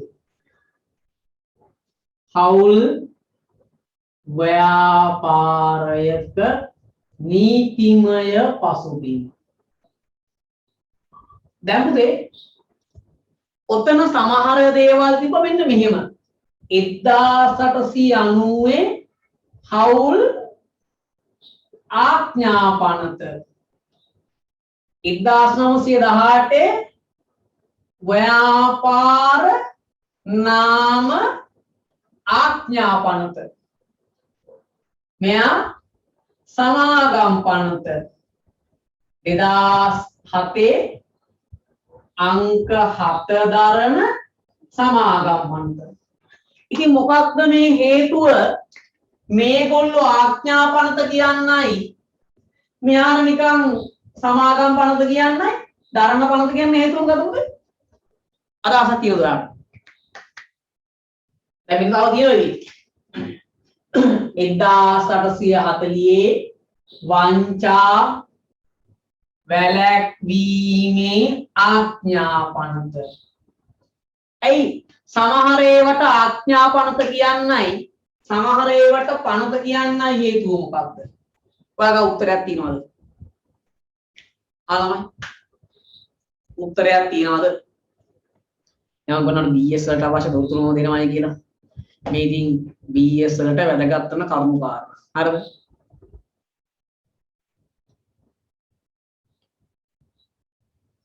අධිකරණයේ කිව්වොත් කියනවා. අධිකරණයේ කිව්වොත් කර පනතක් සමාගම් සඳහා බලපානවා කියනවා. තව 1948ට කලින් ඒවා ආඥා පනත් කියනවා. බ්‍රිතාන්‍යයේ යටත් විචිත කාලේ ඒවා ආඥා පනත් අන්න හරියට ඔය. එතකොට මේ පනතයි ආඥා පනතේ වෙනස මොකක්ද? 1948ට කලින් බ්‍රිතාන්‍ය අධිරාජ්‍යවාදීන් විසින් තමයි එහෙ ඉඳන් බ්‍රිතාන්‍ය කිරීටේ යටතේ තමයි ලංකාව නීති සම්පාදනය කරේ. ඒතර 1948ට කලින් හැම එකක්ම එහෙ ඉඳන් පනවපු ආඥාවක් උනේ. එංගලන්තේ ඉඳන් ලංකාවට පනවපු ආඥාවක් ආඥාපන. 1948න් පසු 1948න් පසු ලංකාවේ ඉඳන් පසු පුතේ පාර්ලිමේන්තු මගින් ලංකාව තුල සම්මත කරපු දේවල් වලට කියනවා පණක් කියලා. හරි. පණ. ඔන්න පණක් සහ ආඥා පණක් අතර වෙනස. ඔය ලොකු දේවල් නෙවෙයි. හරිද? දැනගන්න ඕන දේවල්. හරිද? හැම දෙයක්ම අපි වැදගත් නිසා නෙමෙයි දැනගන්නේ අපිට ඕන නිසා. හරිද? විභාගෙට ලියන්න නෙමෙයි හැම දෙයක්ම දැනගන්න.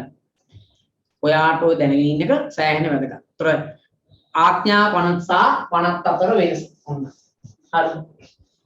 ඊට පස්සේ ඔය අවශ්‍ය නම් ඔය ලියන්න සමහර ඒවා ලියන්නේ නැහැ ෂෝට් නෝට් එකේ. හරිද? ගල අවශ්‍ය ඔය තියාගන්න. හරි. පළවෙනි එක තමයි 1890 හවුල් ව්‍යාපාර ආඥා පනත. 1890 හවුල් ව්‍යාපාර ආඥා පනත.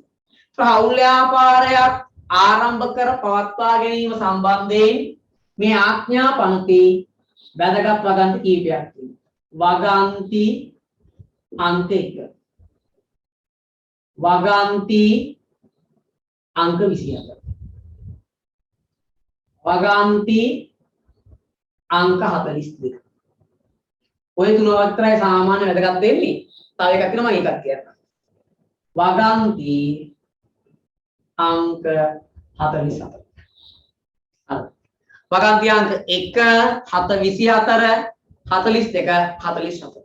තමයි එකෙන් කරන්නේ නිර්වචනය. නිර්වචනය. දැන් මේක දැනට කතා කරලා තියෙනවා. නිර්වචනය. මෙයා නිර්වචනය පුතේ. වගන්ති අංක 1 තමයි නිර්වචනය කරන්නේ. එතකොට 24න් 24 පුතේ හවුල් ව්‍යාපාරයක් ආරම්භ කර පවත්වා ගැනීම සම්බන්ධයි. මේක විශ්‍රාම යාමේදී බුබුදලේ තියා යාම සම්බන්ධයි. මේක හවුල් ව්‍යාපාරයේ වක්කම් උපලබ්ධි කර හවුල් ව්‍යාපාරයේ වසා දැමීම සම්බන්ධයි. එතකොට මේ 1890 හවුල් ව්‍යාපාර ආඥා පනතේ අපිට වගන්ති කියවුවේ ප්‍රධාන කරගෙන ඒ අතරින් වැදගත්ම වගන් තමයි 24යි 42යි. මේ දෙක තමයි වැදගත්ම. ඇයි මේ දෙක වැදගත්? ඇයි 24යි 42යි වැදගත් වෙන්නේ? මේ 24 වගන්තිය වැදගත් වෙන උදේ කාරණා දෙකක් නිසා. වැදගත්කම.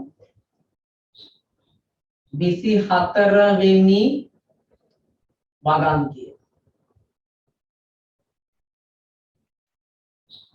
වැදගත්කම.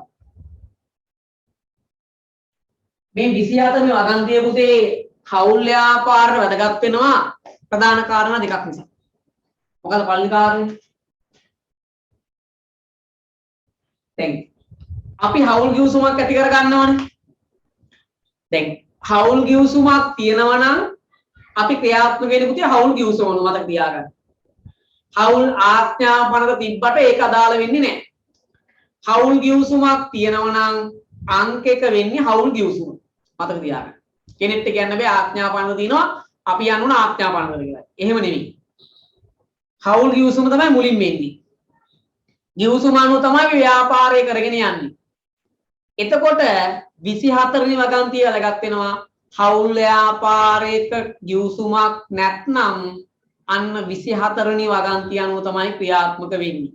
ඒතර 24 වෙනි වගන්තිය වැදගත් වෙන පළවෙනි අවස්ථාව තමයි හවුල් ගිවිසුමක් නොමැති හවුල් ව්‍යාපාරයක ක්‍රියාත්මක වීමට. හරිද? එහෙනම් පළවෙනි කාරණේ තමයි හවුල් ගිවිසුමක් නොමැති හවුල් ව්‍යාපාරයක කටයුතු කරගෙන යාමට. අන්න හවුල් ගිවිසුමක් නොමැති හවුල් ව්‍යාපාරයක කටයුතු කරගෙන යන්න අවශ්‍ය විධිවිධාන කටයුතු කරගෙන යාමට අවශ්‍ය විධිවිධාන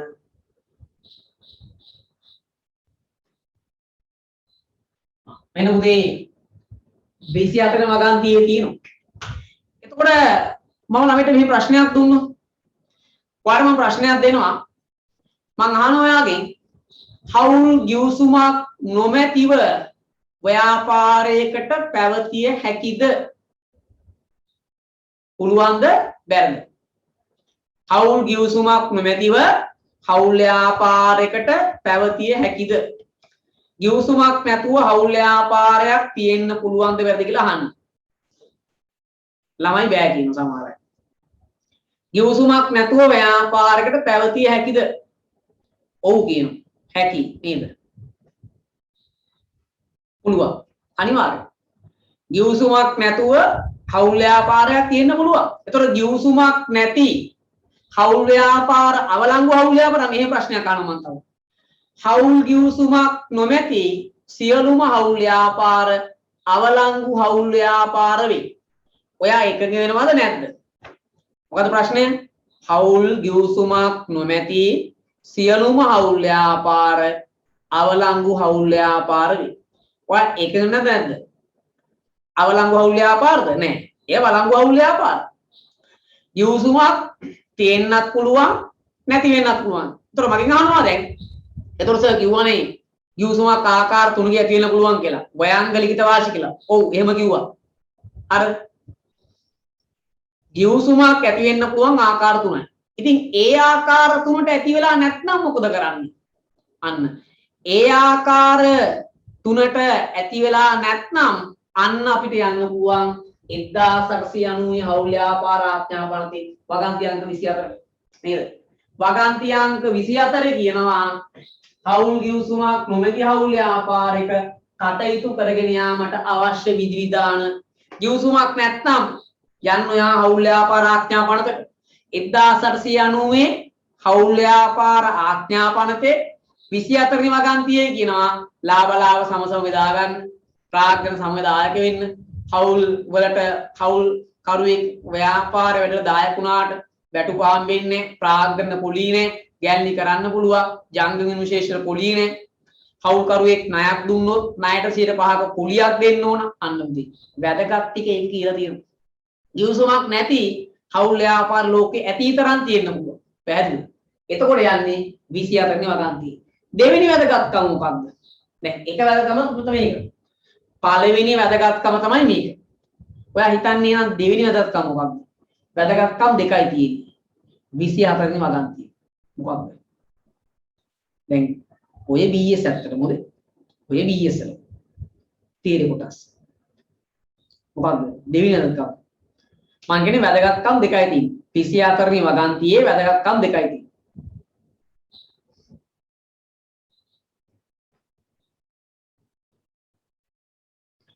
හවුල් ඔප්පුව විනාශ නොවූ විට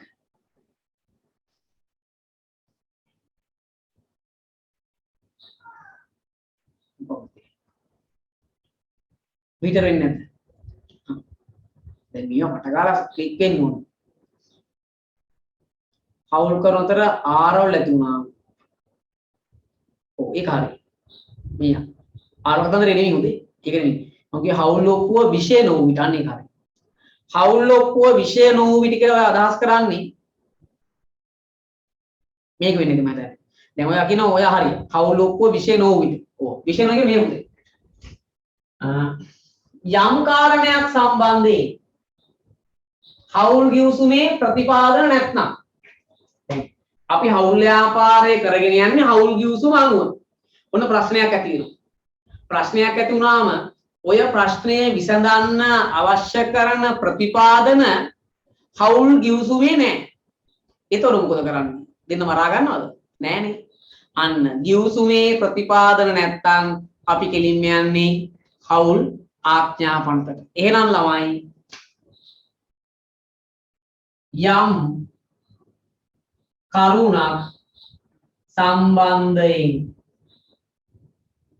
යම් කරුණක් සම්බන්ධයෙන් හවුල් ගිවිසුමේ ප්‍රතිපාදන නොමැතිනම් යම් කරුණක් සම්බන්ධයෙන් හවුල් ගිවිසුමේ ප්‍රතිපාදන නොමැතිනම් මොකද මේ ප්‍රතිපාදන කියන්නේ? ඒ කියන්නේ ප්‍රතිපාදනයක් කියන්නේ පුතේ මොකක් හරි ඒකට විසඳුමක් නැත්නම් අර හරිද? යම් කරුණක් සම්බන්ධයෙන් හවුල් ගිවිසුමේ ප්‍රතිපාදන නොමැති නම් ප්‍රතිපාදන නොමැති නම් කියන්නේ මොකක් හරි විසඳුමක් නොමැති නම් අන්න එවිට හවුල් ආඥා පනති 24 වෙනි වගන්තිය අනුව කටයුතු කළ යුතුය. මොන විදිහේ ආකාර දෙකයි. ඒක ප්‍රශ්න ගන්න මෙහෙමයි. ප්‍රාග්ධනය 18 වැඩි නම් අනිවාර්යයෙන්ම ලිඛිත කිව්සුමක් ඕනිනේ. නෑ මම එහෙම කියන්නේ. ඒක වැරදි. ඒක වැරදි. ප්‍රාග්ධනයට වැඩි හොඳට අහගන්න හොඳේ. ප්‍රාග්ධනයට ප්‍රාග්ධනය 18 වැඩි හවුල් ව්‍යාපාර ලෝකේ අතරක් තියෙනවා. ඒකල ගා ලිඛිත කිව්සුමක් නැත්නම් අනිතොරවට කියන්නකෝ. ඒවා අවලංගු හවුල් ව්‍යාපාරද වලංගු හවුල් ව්‍යාපාරද? මොකක්ද? ඒවා වලංගු හවුල් ව්‍යාපාර. ඒතර අහන ප්‍රශ්නෙන් කැඩෙනවා. හරිද? අහන ප්‍රශ්න කැඩෙනවා. වලංගුයි. අනිවාර්ය වලංගුයි. ප්‍රාග්ධනය 18 වැඩි නම් අනිවාර්යයෙන් ලිඛිත කිව්සුමක් ඕනේ නෑ. ඒක වැරදි. අනිවාර්ය නෑ මොකද? එතකොට මේ පනත අනුව විශේෂ වගන්ති අනුව පවත්වාගෙන යන්න වැරදා. එතන තමයි කතන්දරේ. දැන් හිතන්නකෝ මගේ ප්‍රාග්ධනය 18 වැඩි. හොඳයි? මගේ ප්‍රාග්ධනය 18 වැඩි. හැබැයි A සහ B අපි දෙන්න අතර A හා B ප්‍රාග්ධනය 18 වැඩි. ගිවිසුම වාචික වේ. වාචික වේ. දැන් රුපියල් 18 වැඩි. ගිවිසුම වාචික. මම ඔයාගෙන් අහනවා මෙහෙම දුන්නොත් ඔයාට මෙහෙම දුන්නොත් මේ ගිවිසුම මට ඔයා කියන්නකෝ වලංගුද අවලංගුද? වලංගු හවුල් ගිවිසුමකි අවලංගු හවුල් ගිවිසුමකි. අන්න මට කියන්නකෝ මෙන්න මේ කොන්දේසිය හරිද? දැන් මේ ඔයාලට තියෙන ඔක්කොම ප්‍රශ්න අද දවස් 20 දෙන්න. හරිද? A හා B ප්‍රාග්ධනය 18 වැඩි 18 වැඩි ගිවිසුම වාචිකයි. මට දැන් කියන්න ඔයා කොහොම තිබ්බොත් ඕක වලංගු හවුල් ගිවිසුමක්ද අවලංගු හවුල් ගිවිසුමක්ද? එකද දෙකද? උත්තරේ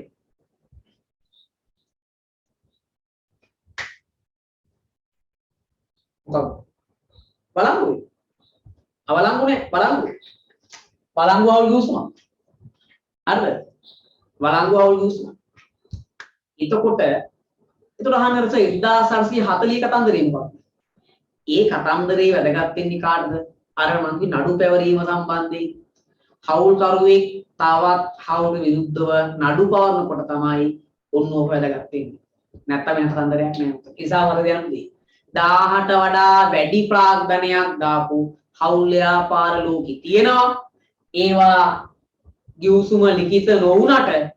ඒ කියන්නේ වාචික ව්‍යංග වෙන්න පුළුවන්. ඒව තිබ්බට ඒවා අවලංගු හවුල් ව්‍යාපාර නෙමෙයි. ඒ වලංගු හවුල් ව්‍යාපාර. පැහැදිලි? වලංගු හවුල් ව්‍යාපාර. නිසා තියරි හරියට දැනගන්න පුතේ. සබ්ජෙක්ට් එක දැනගන්න එක 100ක් වගේ. දැන් මට ඔයාලට මේව මුකුත් නැතුව කියලා දෙන්න බෑනේ මම මේක දන්නේ නැත්තම්. හරිද? ඔයත් ඒක තමයි. මේක කතන්දරයක් වගේ අහගෙන ඉන්නවා. ඊට පස්සේ ඔයා ඔබ තීරුම් ගත්තට පස්සේ උඩ දාගත්තට පස්සේ ඔයාට ඕන දෙයක් ඕන කෙනෙක් බයිනෝ කියලා දෙන්න පුළුවන්. ඒ නිසා මතක තියාගන්න. දැන් කෙනෙක් ඇහුවොත් එයාට මේ ප්‍රශ්න අහන්න. දැන් ඔයා මගේ ප්‍රශ්න අහනකොට මම මේ ප්‍රශ්න දෙන්නේ එකයි. ඒ ප්‍රශ්න තමයි තීරුම් කරන්න පුළුවන්. A හා B ප්‍රාග්ධනය 18 වැඩි ගිවිසුම වාචිකයි. වලංගුද අවලංගුද? වලංගු. ඒ අනුව අර 1900 අර කියනවනේ 18 වැඩි නම් අනිවාර්යෙන් ගිවිසුම ලිඛිතයි කියලා. ඉතින් ඒ කොන්දේසිය කැඩෙනවනේ. ඒ කොන්දේසිය මොකද වෙන්නේ? කැඩෙනවා. එහෙනම් 18 වැඩි අනිවාර්යෙන් ලිඛිත ගිවිසුමක් ඕන මොකටද? හවුල් කරුවේ තවත් හවුල් විරුද්ධ නඩු පවරන්න විතරයි. 18 වැඩි වාචික ව්‍යංග ගිවිසුම් තියෙන ව්‍යාපාර තියෙන්න පුළුවන් ලෝකේ. පැහැදිලි වැඩි. උනේ නම් ඒක හරිය. හරි. හරි. එතකොට ප්‍රාග්ධනය 18 අඩුයි නම් එක් හවුල්කරුවෙක් තවත් හවුල්කට විරුද්ධව නඩු පාරක් ගිවිසුම ලිඛිත වෙන්න ඕන නැහැ. ඒතර ඕනේ. 10ට වැඩි නම් විතරයි. 18 අඩු නම් හරිද? හවුල්කරුවෙක් තවත් හවුල්කට විරුද්ධව නඩු පාරනකොට ගිවිසුම ලිඛිත වෙන්න ඕනේ නැහැ. ඒක අතන කොන්දිස් දෙනවනේ. 18 වැඩි නම් තමයි ගිවිසුම ලිඛිත වෙන්න ඕන. ඒ වැදගත්කමයි හවුල්කරුවෙක් තවත් හවුල් විරුද්ධව නඩු පාරනකොට අනිවාර්ය ලිඛිත ගිවිසුම වෙන්න ඕනේ. මෙහෙම සීන් එකක් තියෙනවා දැන්. දැන් උතනවා එල්ල ඉන්නවනේ. ඒකට හේතුව තමයි ඔය පනත ගෙනාවේ කවුද? 1840. ඔය පනත ගෙනාවේ 1840. 1840 දී රුපියල් 1000ක් කියන්නේ කීයක් ඇද්ද? නිකන් ගෙස් කරන්නකෝ බලන්න. 1840 දී රුපියල් 1000ක් කියන්නේ කීයද? අද මුදලෙන් කීයක් වගේද? මේ 1840 තමයි රුපියල් 1000ක් වෙන්නේ. එදා රුපියල් 1000ක් අද මුදලින් කීයක් ඇද්ද නිකන්? දල වශයෙන් හිතන්නකෝ. රුපියල් ලක්ෂයක් විතර ඇද්ද කියලා. ලක්ෂ 10ක් විතර වගේ ඇද්ද කියලා. දැන් තියෙන වැඩි. එතකොට මේ තාම පනත වෙනස් කරලා නැහැ. මිලියන 10ක් වගේ වෙන්න පුළුවන්. ඒ කාලේ 1840 නේ. 1840 කියන්නේ 1900යි 2000යි 2001. අවුරුදු 181කට කලින් මේ. අවුරුදු 181කට කලින් අම්මා. හරිද? අවුරුදු 181කට කලින් 1000ක් කියන්නේ ළමයි අද කීයක් ඇද්ද? හිතා ගන්න බෑනේ අපිට. ඒතර ඒ කාලේ දාපු නීතියක් මේක. අර වෙන වෙනස. ඒතර ඒ කාලේ රුපියල් 1000ට වඩා අඩු ප්‍රාග්ධනයක් ලිඛිත ගිවිසුමකින් තොරව පවතා යනකොට නඩු කරන්නත් බෑ. 1000ට වැඩි නම් තමයි ඒක නඩුවක් දාන්න පුළුවන්. ඒ කාලේ නීතිය අදටත් වෙනස් කරන්නේ. ඇයි හේතුව? අද එතකොට අනිවාර්යෙන් ප්‍රාග්ධනය 1000ට වැඩි නම් හවුල්කරුවෝ මොකද කරන්නේ? අන්න ලිඛිත ගිවිසුමක් ඇති කරගන්න. ඇයි හේතුව? නැතුව නඩු පවරන්න බෑ. බෑද? නඩු පවරන්න බැරි නිසා හවුල්කරුවෙක් තවත් කෙනෙකුට විරුද්ධව අද අනිවාර්යෙන් හරිද? ලිඛිත ගිවිසුමක් ඇති කරගන්න. හරිද? අද අනිවාර්ය ලිඛිත ගිවිසුමක් ඇති කරගන්න. ඒක අතන්තරේ. දැන් අද රුපියල් 1000ක් කියන්නේ මොන බිස්නස් 1000ට නේද? අද ළමයි ගෑස් එකක් ගන්නත් බෑ, බිල් පැකට් එකක් ගන්නත් බෑ හරිද? රුපියල් 1000යි. ඉතින් මොන බිස්නස්ද අද? අද ළමයි රුපියල් 1000ක් ගෑවෙන්නවත් නැති. ඒක නිසා අදටත් මේ පනත වෙනස් කරන්න නැතුව තියෙනවා. ඇයි වෙනස් කරන්නේ නැත්තේ? ඒක හේතුවක්. ඒතර අද රුපියල් 1000කින් බිස්නස් එකක් පටන් ගන්න බෑ. ඒතර අනිවාර්යෙන් ඒගොල්ලෝ 1000ට වැඩි ගාණක් නේ දාන්නේ. ඒකට ගිවිසුමක් ලිඛිත ගහනවාමයි. ඇයි? අදින්නේ ෂුවරුත් නැහැනේ. මේ කොච්චර බොක්ක හිටියත් හෙට උදේ වෙනකොට ගිවිසුම කරලා වෙඩි එකක් ගාවට යන්න පුළුවන්. නේද? අන්න ඒක නිසා මොකද කරන්නේ? හවුල්කාරයෝ අද ලිඛිත ගිවිසුමක් ගහගන්න. පැහැදිලි? ඒ නිසා දැන් ගොඩක් අය උගන්වන ඕක ලිඛිත ගිවිසුමක් තියෙන එක 1000ට වැඩි නෑ. ඒක තමයි හේතුව වන්නේ ඒකයි. මේක ඒ කාලේ දාපු නීතිය. අද වෙනස් කරන්නෙත් නෑ. තව හේතුවක් තියෙනවා. ඕක අද වෙනස් කරන්න තියෙන හේතුව තමයි මගේ පුතේ. අද ගොඩක් හවුල් ව්‍යාපාර ලෝකේ තියෙනවා. ලංකාවේ තියෙන ඇත්තටම හවුල් ව්‍යාපාර. දෙන්න උත්තරයක්. ලංකාවේද හවුල් ව්‍යාපාර තියෙනවද ඇත්තටම? තියෙනවා. ආලමයි. දැන් මේ පට්ට VS ළමයි හොඳේ. හරිද? මේ VS කතා කරන්නේ. එකවුන්ස් උගන්වන මම කතා කරන්නේ VS හොඳේ. හරිද? අද ලංකාවේ හවුල් ව්‍යාපාර තියෙනවද? මම හිතන්නේ නැහැ. තිබ්බත් බොහොම පොඩ්ඩයි. ඒකට හේතුව කියන්නකො. මං කියන ලංකාවේ හවුල් ව්‍යාපාර පටන් ගන්න නැහැ අද. ලංකාවේ මිනිස්සු එක්ක හවුල් ව්‍යාපාර කරන්න බෑ නෝ. එක එකක් හිතුවා. හරිද? ලංකාවේ දැන් හවුල් ව්‍යාපාර පටන් ගන්න නැහැ පුතේ. හේතුව කියන්නකො. හේතුව මොකක්ද? නෑ සහෝදරයෝ කියන ඒවා නෙවෙයි. ලංකාවේ හවුල් ව්‍යාපාර පටන් ගන්න නැහැ. නීතිත් නෙවෙයි. මට කියන්නකො පෞද්ගලික සමාගමක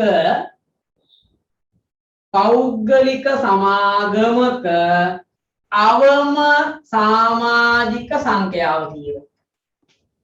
පෞද්ගලික සමාගමක අවම සමාජික සංඛ්‍යාව කීයද? කීයද? අවම 1යි උපරිමය 50යි. අවම 1යි උපරිමය 50යි. එහෙමනේ නේද? එතකොට මට කියන්න ඔයා පෞද්ගලික සමාගම අවම 1ක් නම් ඉතින් අපි අවම 1යි නේ. ඇයි හවුල් ව්‍යාපාරයක් පටන් ගන්නෙ? හවුල් ව්‍යාපාර දෙන්නෙක් වෙන්නේ. හවුල් ව්‍යාපාරයක් පටන් ගන්න මට දෙන්නෙක් වෙන්නේ. තව එකෙක් සම්බන්ධ කරගන්න වෙන්නේ. ඉතින් මම ඌව පැත්තකට දාලා පටන් ගන්නවා මොකක්ද? පෞද්ගලික සමාගම. වැඩේ ඉවරයි. පැහැදිලිද? තව කෙනෙක් සෙට් කරගන්නවා. තව කෙනෙක් සෙට් කරගන්නවා. ප්‍රාර්ථනීය වැඩිත් වෙනවා, සීමා සහිතත් වෙනවා, වගකීම සීමිතයි, අකණ්ඩ ප්‍රයත්නක් තියෙනවා. අන්න ඔක්කොම ටික මට ලැබෙන නිසා ඇයි අපි හවුල් ව්‍යාපාරය අපට ගන්නද? ඒක 2007 අංක 4 දරන සමාගම් පරද කියනවත් එක්කලම හවුල් ව්‍යාපාර තිබිච්ච වැදගත්කම ලංකාවේ තුලින් අඩු වෙලා ගියා. ඔන්න ඒ කතන්දරේ නිසා. හරිද? මෙන්න මේ කතාව නිසා දැන් හවුල් ව්‍යාපාර පටන් ගන්න තීරුම නැහැ ඇත්තට. දැන් මට කිය එතකොට සර් දෙන්නෙක් දාගත්තම වැඩි ප්‍රාග්ධනයක් දාගන්න පුළුවන්. ඔව්. පෞද්ගලික සමාගමක් දෙන්නෙක් සෙට් කරගත්තා වැඩි ප්‍රාග්ධනයක් ගන්න පුළුවන්. හවුල් ව්‍යාපාරයේ තියෙන අවාසි ටික අයින් කරලා පෞද්ගලික සමාගමක වාසි ටික අරගෙන වැඩි ප්‍රාග්ධනයක් එකතු කරගෙන ෂෝක්කට ව්‍යාපාරය කරන් යන්න පුළුවන්. ඒ නිසා පුතේ අද හවුල් ව්‍යාපාර ආරම්භ කරන්නේ නැහැ. හැම එකක් පටන් ගන්න සීමා සහිත පෞද්ගලික සමාගම් විදිහට බහුතරයක් වෙනවා. ලංකාවේ හවුල් ව්‍යාපාර වැදගත්කම අඩුයි කියලා ඇත්තට. ඒක නිසා තමයි අපි සිලබස් එක නුත් ඉස්සර පුතේ අනිවාර්ය ප්‍රශ්න තිබිච්ච හවුල් ව්‍යාපාරයට අයින් කරලා ඒක තෝරගන්න ප්‍රශ්නයක් නේද දැන්. හරිද? අනිත් එක මේ 50ක් දැන් වෙනස් කරන්නේ නැත්නම් ඒකයි. නැත්නම් මේ සංශෝධනය වෙන්න ඕන. 1840 කියන්නේ කොච්චර කාලද? 1840 කොච්චර කාලද? ඒක සංශෝධනය කරන්නේ නැහැ. ඒක එහෙමම තියෙනවා. හැබැයි සමාගම් පනද 1987 අංක 17 දන සමාගමට නම් පරණක තිබුණා. කියන්නේ මම උසස් පෙළ ලියනකොට හරිද? 1987 අංක 17 දන සමාගම් පනත තිබ්බේ. මම 2007 උසස් පෙළ ලියනකොට 2007 අංක 7 දන සමාගම් පනත කියලා සමාගම් පනත ඒ අවුරුදු වෙනස් කරා. ඒක අපි තමයි පළවෙනි බැච් එක නව සමාගම් පනතින් උසස් පෙළ ලියුවේ. හරිද? ඒක මට ඔක 100%ක්ම මතක. ඒක සමාගම් පනත පුතේ අනිවාර්යෙන් වෙනස් වෙනවා. හැබැයි මේ පනත් එහෙමමයි. ඒවා වෙනස් වෙන්නේ නැහැ. හරිද? මේ පනත් එහෙමමයි. ඒ වෙනස් වෙන්නේ නොමැත. පැහැදිලි වැඩි. හරි. එහෙනම් ඉන්නකො ආයිද? දැන් මේ කතා කරගෙන ඉන්නේ. මේක අද තමයි. දැන් ඔයාලට පේනවද මේ තියරිය කොච්චර දිනන කතා කරන්නේ? දැන් ඔය ඔක්කොම ප්‍රශ්න නම් මෙතන ප්‍රශ්න සෙට් එකක් වෙනවා. ඔය අහන ප්‍රශ්න ඔයා හවුල් ව්‍යාපාර කරද්දී BS කියලා දෙනකොට ඔයාලට වෙච්ච ප්‍රශ්නනේ. නේද? ඒතර ඒවට විසඳුම් ටික තමයි මම මේ දෙන්නේ. ඒතර BS වලදී ආපු ප්‍රශ්න වලට විසඳුම් ටික තමයි මම ඔයාලට මේ දීගෙන යන්නේ. හරිද? හරි. එහෙනම් උන්න 24 වගන්තිය අදගම හරි. දැන් කතා කරනවා 42. 42. මට කියන්නකෝ ඇයි 42 වැදගත් වෙන්නේ? මෙයා එකක්. 42 වන වගන්තිය වැදගත්කම. ප්‍රධාන වශයෙන් ඔය දෙක තමයි වැදගත් වෙන්නේ. ඇයි 42 වන වගන්තිය වැදගත් වෙන්නේ? මොකක්ද හේතුව? මොකක්ද හේතුව? 42 වැදගත් වෙන්නේ ඇයි? විස්තරුවක්ද කියන්නේ. මෙන්න මේ වැදගත්කම. මොකක්ද අහන්න. මේක වැදගත් වෙන්නේ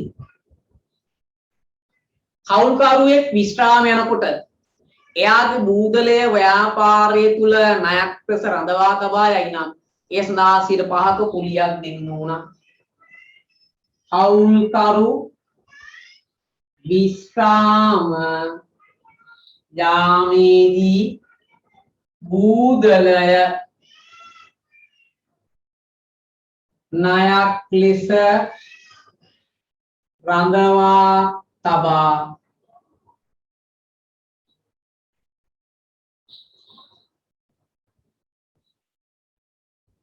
යයි නම් ඒ සඳහා 5ක කුලියක් ලබා දිය යුතුය. හවුල්කරුවෙක් පුතේ බූදලය එයාගේ බූදලය කියන හිමිකම හරිද? හවුල්කාරයෙක් විශ්‍රාම යනකොට බූදලය හිමිකම ණයක් විදියට තියලා යනවා නම් ඒ ණයට 5ක කුලියක් ලබා දෙන්න ඕන කියලා හවුල් ව්‍යාපාර ආඥාපන කියනවා. 24 වෙනි වගන්තිය 42 වෙනි වගන්තිය අනුව. පුතේ ප්‍රධාන වශයෙන් එකවුන්ස් වලට උසස් පෙළ ගිලුම් කරන එක මෙන්න මේ දෙක වැදගත් වෙනවා. 44ක් තියලා දෙන්නම් මම 44 මොකක්ද කියන්නේ කියලා මේ දෙක පොඩ්ඩක් අපි ටියුට් එකේ බැලුවට පස්සේ. හරි. ඔයාලා නිබන්ධනය එන්න පුතේ නිබන්ධනය බලන්න නිබන්ධනයේ මොකක්ද කියන්නේ කියලා. එන්න. 1890 කෞල්ලාඥා පනත 24 වෙනි වගන්තිය. කෞල් ව්‍යාපාරයක ජූසුමක් නොමැති අවස්ථාවකදී හෝ යම් කරුණක් සම්බන්ධයෙන් එකී ගිවිසුම නිහඬ අවස්ථාවකදී නිහඬ අවස්ථාව කියන්නේ ප්‍රතිපාදන නැත්නම් එය බේරුම් කිරීම සඳහා 24 වන වගන්තියේ කරුණු යොදා ගැනීම. ඔන්න කාරණා දෙකක් තියෙනවා. ඕව අහනවා මතක තියාගන්න හොඳේ. පස්සේ කියන්න එපා ඒක දන්නේ නැහැ මතක නැහැ කියලා. දැන් නොවැම්බර් මාසේ මුල පළවෙනි සඳුදා ඔයාට විභාගය තියෙනවා පුතේ. හරි. නොවැම්බර් මාසේ පළවෙනි සඳුදා පුතේ හරියටම නොවැම්බර් පළවෙනිදා. එදාට විභාගය තියෙනවා. විභාග තියෙනකොට ඔය හවුල් ව්‍යාපාරත් ඒකට සම්බන්ධ වෙනවා. හරිද?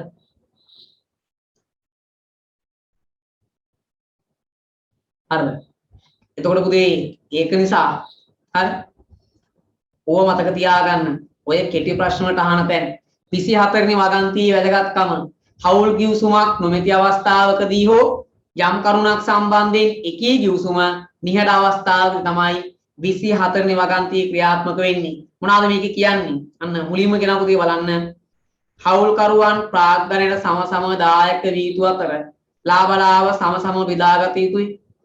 හවුල්කරුවන් යෙදූ ප්‍රාග්ධනය මත පොලී හිමි නොවන අතර ජංගම ගිණුම් සඳහා පොලිය ගිණුම්ගත නොකළ යුතුයි.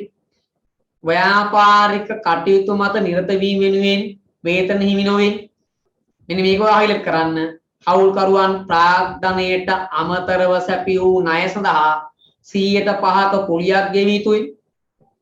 හවුල්කරුවන්ට සාධාරණ ලෙස ගැල්ලි කළ හැකි අතර ඒ සඳහා ඔවුන්ගෙන් පොලි අය කළ නොහැකිය. සියලු හවුල්කරුවන්ගේ එකඟතාවය නොමැතිව නව හවුල්කරුවෙකු හවුල් ව්‍යාපාරයට බඳවාගත නොහැකිය. මොන උදේ 24 වෙනි වගන්තියේ කියන ඒවා. ඒකෙන් මෙන්න මේ කාරණේ විශේෂම හයිලයිට් කරන්න. ප්‍රාග්ධනයට අමතරව සැපි වූ ණය සඳහා 100%ක පොලියක් ගෙවිය යුතුයි. ඕක විශේෂම හයිලයිට් කරන්න. ඕක හයිලයිට් කරන්න හේතුවක් තියෙනවා. හේතුව මොකක්ද? අන්න හවුල් ව්‍යාපාර ගණන් වලදී පුතේ හරිද? හවුල් ව්‍යාපාර ගණන් වලදී හරිද?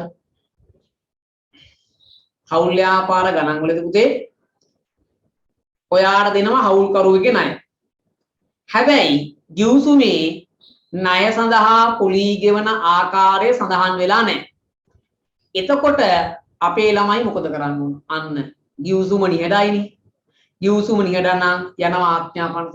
ආඥාපනතේ 24 වගන්තියේ කියනවා 100%ක පොලියක් දෙන්න ඕනයි කියලා. අන්න එතකොට අර ණයට 100%ක පොලියක් අපි දෙන්න ඕන පුතේ. ඒක තමයි නීතිය.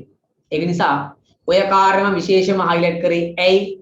ගොඩක් ගණන් වල හවුල්කරුවෙක් ණයක් දුන්නයි කියලා ඔයාට ශේෂ පිරික්සුමේ ණය තියෙනවා. හරිද? ඉතින් අපේ ළමයි මොකද කරන්නේ? හවුල් ගිවිසුමේ තියෙන ප්‍රාග්ධන පොලි හවුල් වේතන ලාභ කොටස් විතරයි. ඔය තුන විතරද? නැහැ. අන්න ගිවිසුමේ නොමැති කාරණයක් සම්බන්ධයෙන් ගිවිසුම නිහඬ නම් යන්න ආඥාපනතට. ආඥාපනත කියනවා ණයට 100%ක පොලිය බලන්න. අන්න ඒක නිසා අර හවුල්කරුවගේ ණයට 100%ක් පොලිය බලලා ඒ පොලිය මොකද කරන්නේ? වාර්තා කරන්න ඕන. ඒකයි ඔක විශේෂම හයිලයිට් කරේ. අන්න ගිවිසුම මේ නිහඬ අවස්ථාවකදී අන්න ක්‍රියාත්මක වන ආකාරය හොඳ උදාහරණයක්. ඒක විශේෂම හයිලයිට් කරේ. හරිද? යම් කරුණක් සම්බන්ධයෙන් හවුල් ගිවිසුමේ ප්‍රතිපාදන නොමැති නම්. ඒතර හවුල්කරුවෙක්ගේ 5 මාස නැවුනේ 100%ගෙන වාර්ෂිකව. 100%ගෙන වාර්ෂිකව. හරිද? ඒතර හවුල්කරුවෙක්ගේ ණයට අදාළ පොලිය සම්බන්ධ කොන්දේසියක් හවුල් ගිවිසුමේ නොමැති නම්. අන්න යම් කරුණක් සම්බන්ධයෙන් හවුල් ගිවිසුමේ ප්‍රතිපාදනයක් නොමැති නම් එවැනි අවස්ථාවකදී හවුල් ව්‍යාපාර ආඥාපනතේ 24 වෙනි වගන්තිය අනුව කටයුතු කරන්න ඕනයි කියලා අන්න උදේ පනත කියනවා. පැහැදිලිද? මෙන්න මේ දෙවෙනි කාරණේ දෙවෙනි වැදගත්කම ක්‍රියාත්මක වෙන එක පෙන්වන්න තමයි ඔය මම 100% විශේෂම වට කියලා හයිලයිට් කළේ. පැහැදිලිද? එතකොට මේ කියලා දෙන සෑම කාරණයක්ම 100% මට ඔප්පු කරන්න පුළුවන්. ඔය හැම දෙයක්ම ඕක ඇතුළේ තියෙනවා. ඒකයි ඔය අහන උකට මම උත්තර දෙන්නේ. හරිද? හරි. තව එකක් තියෙනවා. ළමෙක් අහනවා සර් එතකොට හවුල්කරුවෝ දෙන්නෙක් ඉන්නවා නම් එක්කෙනෙක් විශ්‍රාම ගියාම එක පෞද්ගලික සමාගමක් වෙනව නැහැ. දෙන්නෙක් ඉන්න හවුලකින් එක්කෙනෙක් විශ්‍රාම ගියාම අපි කියනවා හවුල විසිරුවා හරිනවායි කියලා. එතකොට ඒක පෞද්ගලික සමාගමක් වෙන්නේ නැහැ. ඒක තනි පුද්ගල ව්‍යාපාරයක් වෙන්නේ. දැන් ඔයා සමාජ මෙතන කියන නැතේර මම අහුවානේ පෞද්ගලික සමාගමක අවම සම සංඛ්‍යාව එකයි.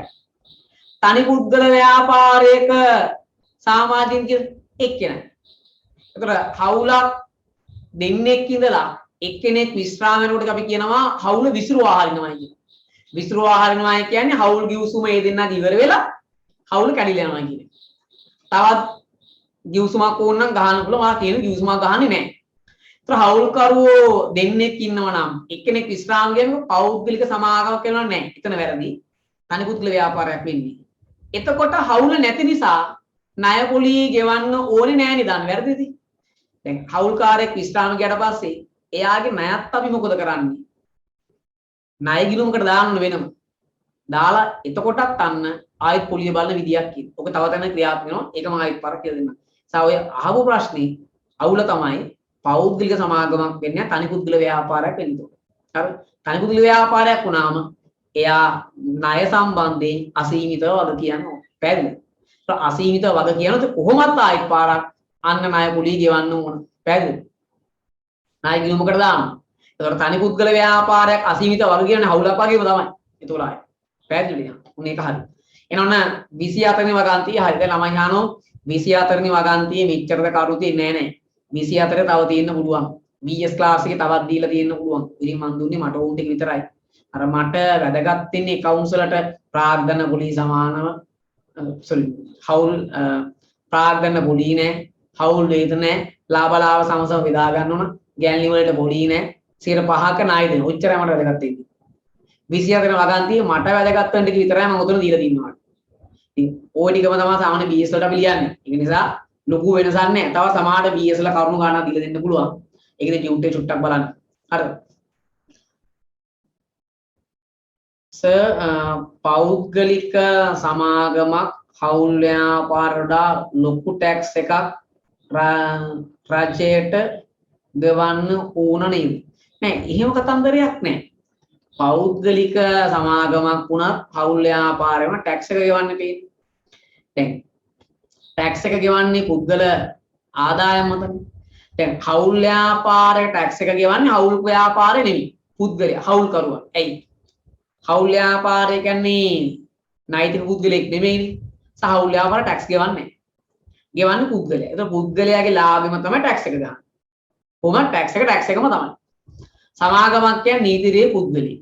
පුද්ගලෙක් නිසා එයත් අර වගේම පුද්ගලෙක්ගේ ටැක්ස් එක ගෙවනවා. ඉතින් මම පුද්ගලෙක් හවුල් ව්‍යාපාරය කරන හවුල් ව්‍යාපාරේ ලාභය මට ආවට පස්සේ ඒ ලාභෙම තමයි ටැක්ස් එකක් ආණ්ඩුවට ගෙවන්න.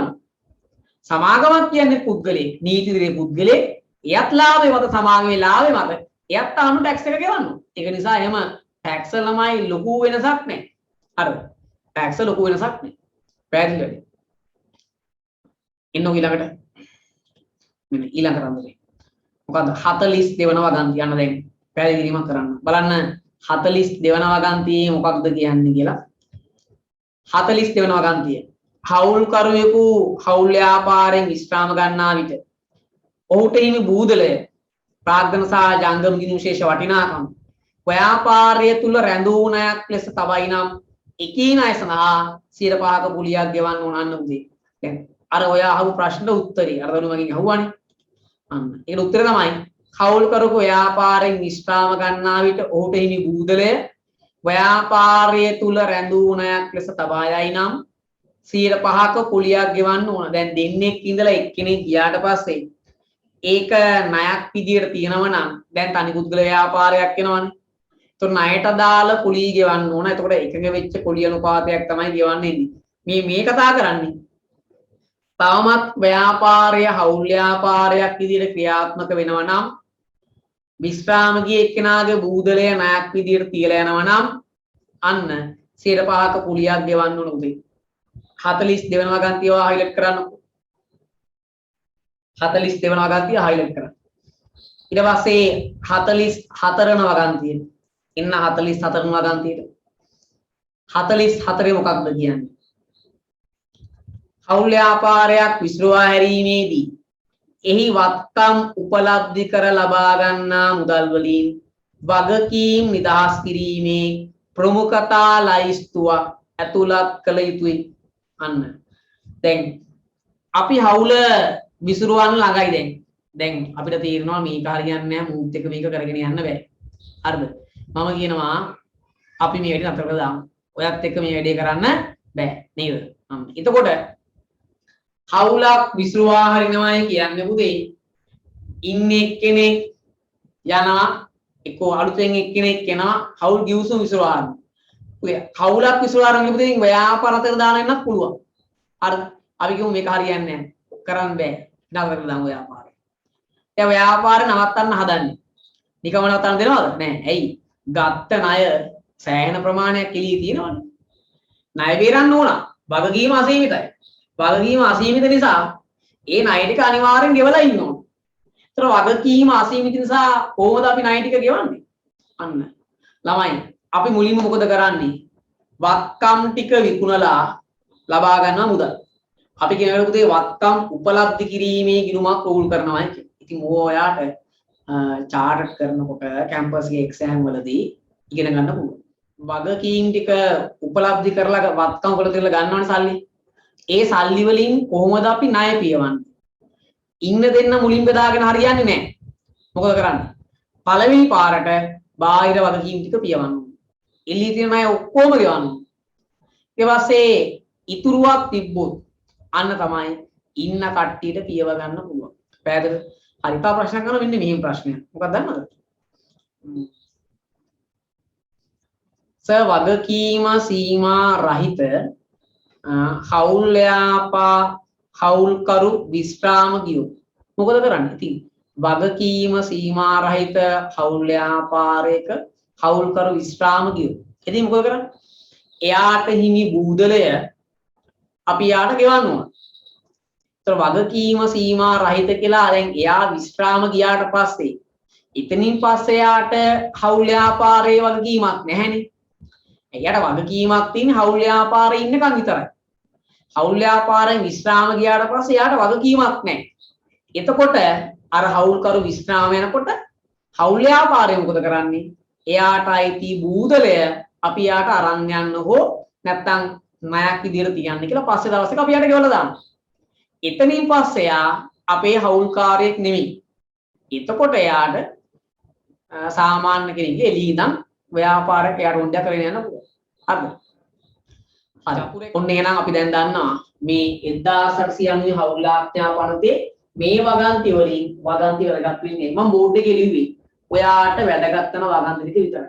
මේ 1890 හවුල් ආඥා පනතේ වගන්ති වලින් 24 42 මෙන්න 24 වැදගත්කම මෙන්න 42 වැදගත්කම දෙයි. යන්න ඔයා කෙටි සටහනට ගිහිල්ලා ඉක්මනින් දාන්න මාතෘකාව හවුල් ව්‍යාපාරික නීතිමය පසුබිම. පළවෙනි නීතිය තමයි මෙයා 1890 හවුල් ව්‍යාපාර ආඥා පනත කියලා. අන්න ඔයා මොකද කරන්නේ? ආඥා පනත උදේ ඉක්මනට ලියා ගන්න. හරිද? හරි. දැන් උදේ 1890 හවුල් ව්‍යාපාර ආඥා පනතේ වැදගත්කම ඔයා දන්න. හරි. දැන් මේක හරි. මෙන්න දෙවෙනි කෙනා 2007 अंक 7 දරන සමාගම් පනත. සමාගම් පනත වැදගත් වෙන්නේ කොහොමද පුතේ? මට දාලා අදහසක් දෙන්නකෝ. සමාගම් පනත මෙන්න මේ නිසා තමයි වැදගත් වෙන්නේ කියලා. අදහසක් දෙන්න. සමාගම් පනතේ තියෙන වැදගත්කම මොකක්ද? හවුල් ව්‍යාපාරක. හවුල් කරුවන් සංඛ්‍යාව නේද? හවුල් කරුවන් සංඛ්‍යාව. උපරිම අන්න සමාජිකයන් සංඛ්‍යාව වඩාත් වෙනකොත් උපරිම සමාජිකයන් සංඛ්‍යාව. ඒතර උපරිම සමාජික සංඛ්‍යාව කොහොමද සමාගම් පනත කියන්නේ? දැන් සමාගම් පනතෙන් කියනවද හවුලක උපරිමයේ 20යි කියලා? එහෙමද කියන්නේ? එහෙම කියනවද? සමාගම් පනතේ කියනවද හවුල් ව්‍යාපාරික උපරිමයේ 20යි? එහෙම කියනවද? ඔව් කියනවා. එහෙමද? ඉතින් හවුල් ව්‍යාපාරික උපරිමය කොහොමද සමාගම් පනතෙන් නියම කරන්නේ? ඒක පට්ට අසාධාරණයි. ඔන්න හවුලක උපරිම ගාන හවුල් ආඥා පනතේ කියුණා හරි. සමාගම් පනතෙන් කියනවද කවදාකවත් හවුල් ව්‍යාපාරෙ මෙන්න මෙච්චරයි කියලා? ඒක කියන විදියක් තියෙනවා. මොකක්ද විදිය? ඕනෑම ව්‍යාපාර සංවිධානයක අන්න හරි. සමාජික සංඛ්‍යාව 20ට වැඩි නම් එම ව්‍යාපාරය සමාගමක් බාටපත් විය යුතුයි. එතකොට පෞද්ගලික සමාගම එකක් ඉන්න පුළුවන්. හරිද? ඒක අවුලක් නැහැ. හැබැයි අවුල් ව්‍යාපාරයක අවමී දෙකයි. 2 3 4 5 20 වෙනකන් ගිහිලා 20 පැන්නොත් ඒක අවුලක් වෙන්න බෑ. ඒක අනිවාර්යයෙන් මොකක්ද? සමාගමක් වෙන්නේ. එහෙනම් මේ 2007 අංක 7 දරන සමාගම් පනතින් කියන්නේ මොකක්ද? ඕනෑ මේ අවුලක උපරිම සමාජික සංඛ්‍යාව 20 නියම කිරීම නේද? හවුලක උපරිම සමාජික සංඛ්‍යාව 20 නියම කිරීම. දැන් හවුලක උපරිම සමාජික සංඛ්‍යාව 20 නියම කරන්නේ කොහොමද? ඒක කියන්නේ කොහොමද? ඕනෑම ව්‍යාපාර සංවිධානයක සමාජික සංඛ්‍යාව 20 ඉක්මවනවා නම් එවැනි ව්‍යාපාර සමාගමක් බවට පත් යුතු බව අන්න සමාගම් පනත. ඒ අනුව හවුලක ඉන්න පුළුවන් 20යි. ඉතින් පුතේ පොඩි කතන්දරයක් තියෙනවා. හවුලක හවුල් කරුවන් 20ට වැඩිය සිටිය හැකිය. ඔයා මොකද කියන්නේ? හවුලක හවුල්කරුවන් සංඛ්‍යාව 20ට වැඩිය සිටිය හැකිය. මම කියනවා 20ට වැඩි ඉන්න පුළුවන්. ඔයා මාත් එක්ක එකගනවද නැද්ද? මේ කතන්දරේට ඔයා මාත් එක්ක එකගනවද නැද්ද? නෑ කියනවා. පුළුවන් ඒත් සමාගමක් කියනවා. අන්න වාණිමය. වෘත්තීය හවුල් ව්‍යාපාරවල කියනවා. නෑ ඒ වුණ සමාගමක් වෙනවා කියනවා. හරිද? උත්තරේ මොකක්ද? වෘත්තීය හවුල් ව්‍යාපාර. මෙන්න මේක. හවුලක හවුල්කරුවන් 20ට වැඩිය සිටිය හැකිය. අනිවාර්යෙන් පුළුවන්. පුළුවන්. මොකක්ද? අන්නේ අවස්ථාව මොකක්ද? උදාහරණය මොකක්ද? වෘත්තීය හවුල් ව්‍යාපාර. එතන පුතේ අපි කියන මේකට වේති රේඛා කියලා.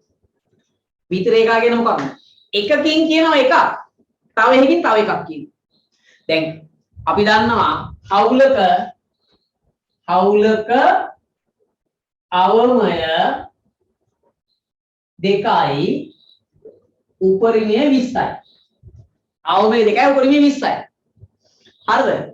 මම කියනවා හවුලක හවුල්කරුවන් 20ට වැඩිය සිටිය හැකිය. ඉන්න පුළුවන්. ඉතින් මෙතන කියනෝනේ අවමය 2 උපරිමය 20යි. උපරිමය 20යි කියලා සමාගම් පනතෙත් කියනවනේ. ඕනෑම ව්‍යාපාරන 20ට වැඩි වුණොත් ඒක සමාගමක් වෙන්න ඕනේ. සමාගම් පනතෙත් කියනවා. එහෙනම් අපි කියන්නේ උපරිමය 20යි කියලා. හැබැයි අනිත් පැත්තට කියනවා 20ට වැඩි ඉන්න පුළුවන් කියලා. මොකක්ද ව්‍යාපාර? වෘත්තීය හවුල් ව්‍යාපාර. මොකද මේ වෘත්තීය හවුල් ව්‍යාපාර කියන්නේ? අන්න වෛද්‍යවරු එකතු වෙලා ඒගොල්ලෝ වෛද්‍යවරුන්ගේ පෞද්ගලික රෝහලක් පටන් ගන්නවා. කට්ටිය එකතු වෙලා. එතන වෛද්‍ය සංඛ්‍යාව 20ට වැඩි නේද? ડોક્ટર සමා කී දෙනෙක් ඉන්නවා? ඒ ඔක්කොම එකතු වෙනවා ව්‍යාපාර කරලා. අන්න වෘත්තීය හවුල් ව්‍යාපාර. චාර්ට් ඇකවුන්ටන්ට් එකතු වෙලා ඔඩිට් ෆර්ම් එකක් පටන් ගන්නවා. වෘත්තීය හවුල් ව්‍යාපාර. දැන් ඔඩිට් ෆර්ම් එකේ චාර්ට් එකේ කී දෙනෙක් ඉන්නවා? දැන් මාතුගේ ඔඩිට් ෆර්ම් එකට වැඩ කරනවා. අර විජයරත්න කම්පැනි කියලා. හවුල් කරපු පුතේ එතන ගියා 10ක් විතර. ඉතින් කූපස් ENY හරිද? අපි කී දෙනෙක් ඉන්නවද? අතවාදයක්. ඔය ලෝයස් ලගේ. අනුහාර උත්තරේ ලෝයස් ලගේ පුතේ හවුල් ව්‍යාපාර තියෙනවා. වෘත්තීය හවුල් ව්‍යාපාර.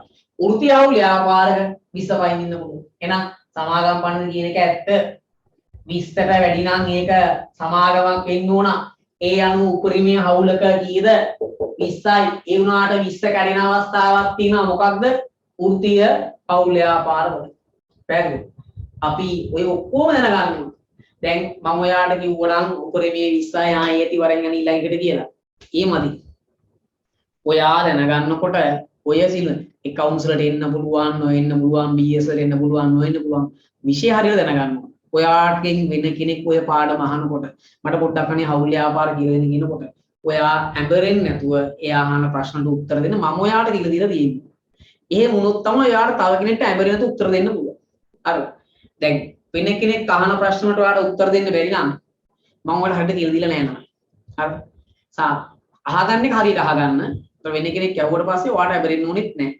ඔයා පේපර් එක ඇවරින්න ඕනෙත් නෑ. ඔයාට ගානට උත්තර දෙනවා මේවට. හරිද?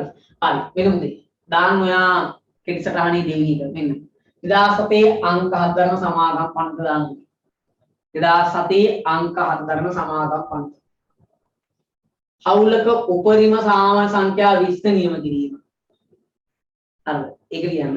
එහෙල පොඩි තරුවක් දාලා ගන්න. හවුලක හවුල්කරුවන් 20කට වැඩි සිටිය හැකිය. උදා වෘත්තීය හවුලයක්. අපි ආද. ඉනිම chart කරා. හරි. එවිල වැටි පිළිවෙල කරන්න. ගණන් ටික හදන්න ගන්නට මහන්සි වෙන්න. මේක එකම ගේමක්.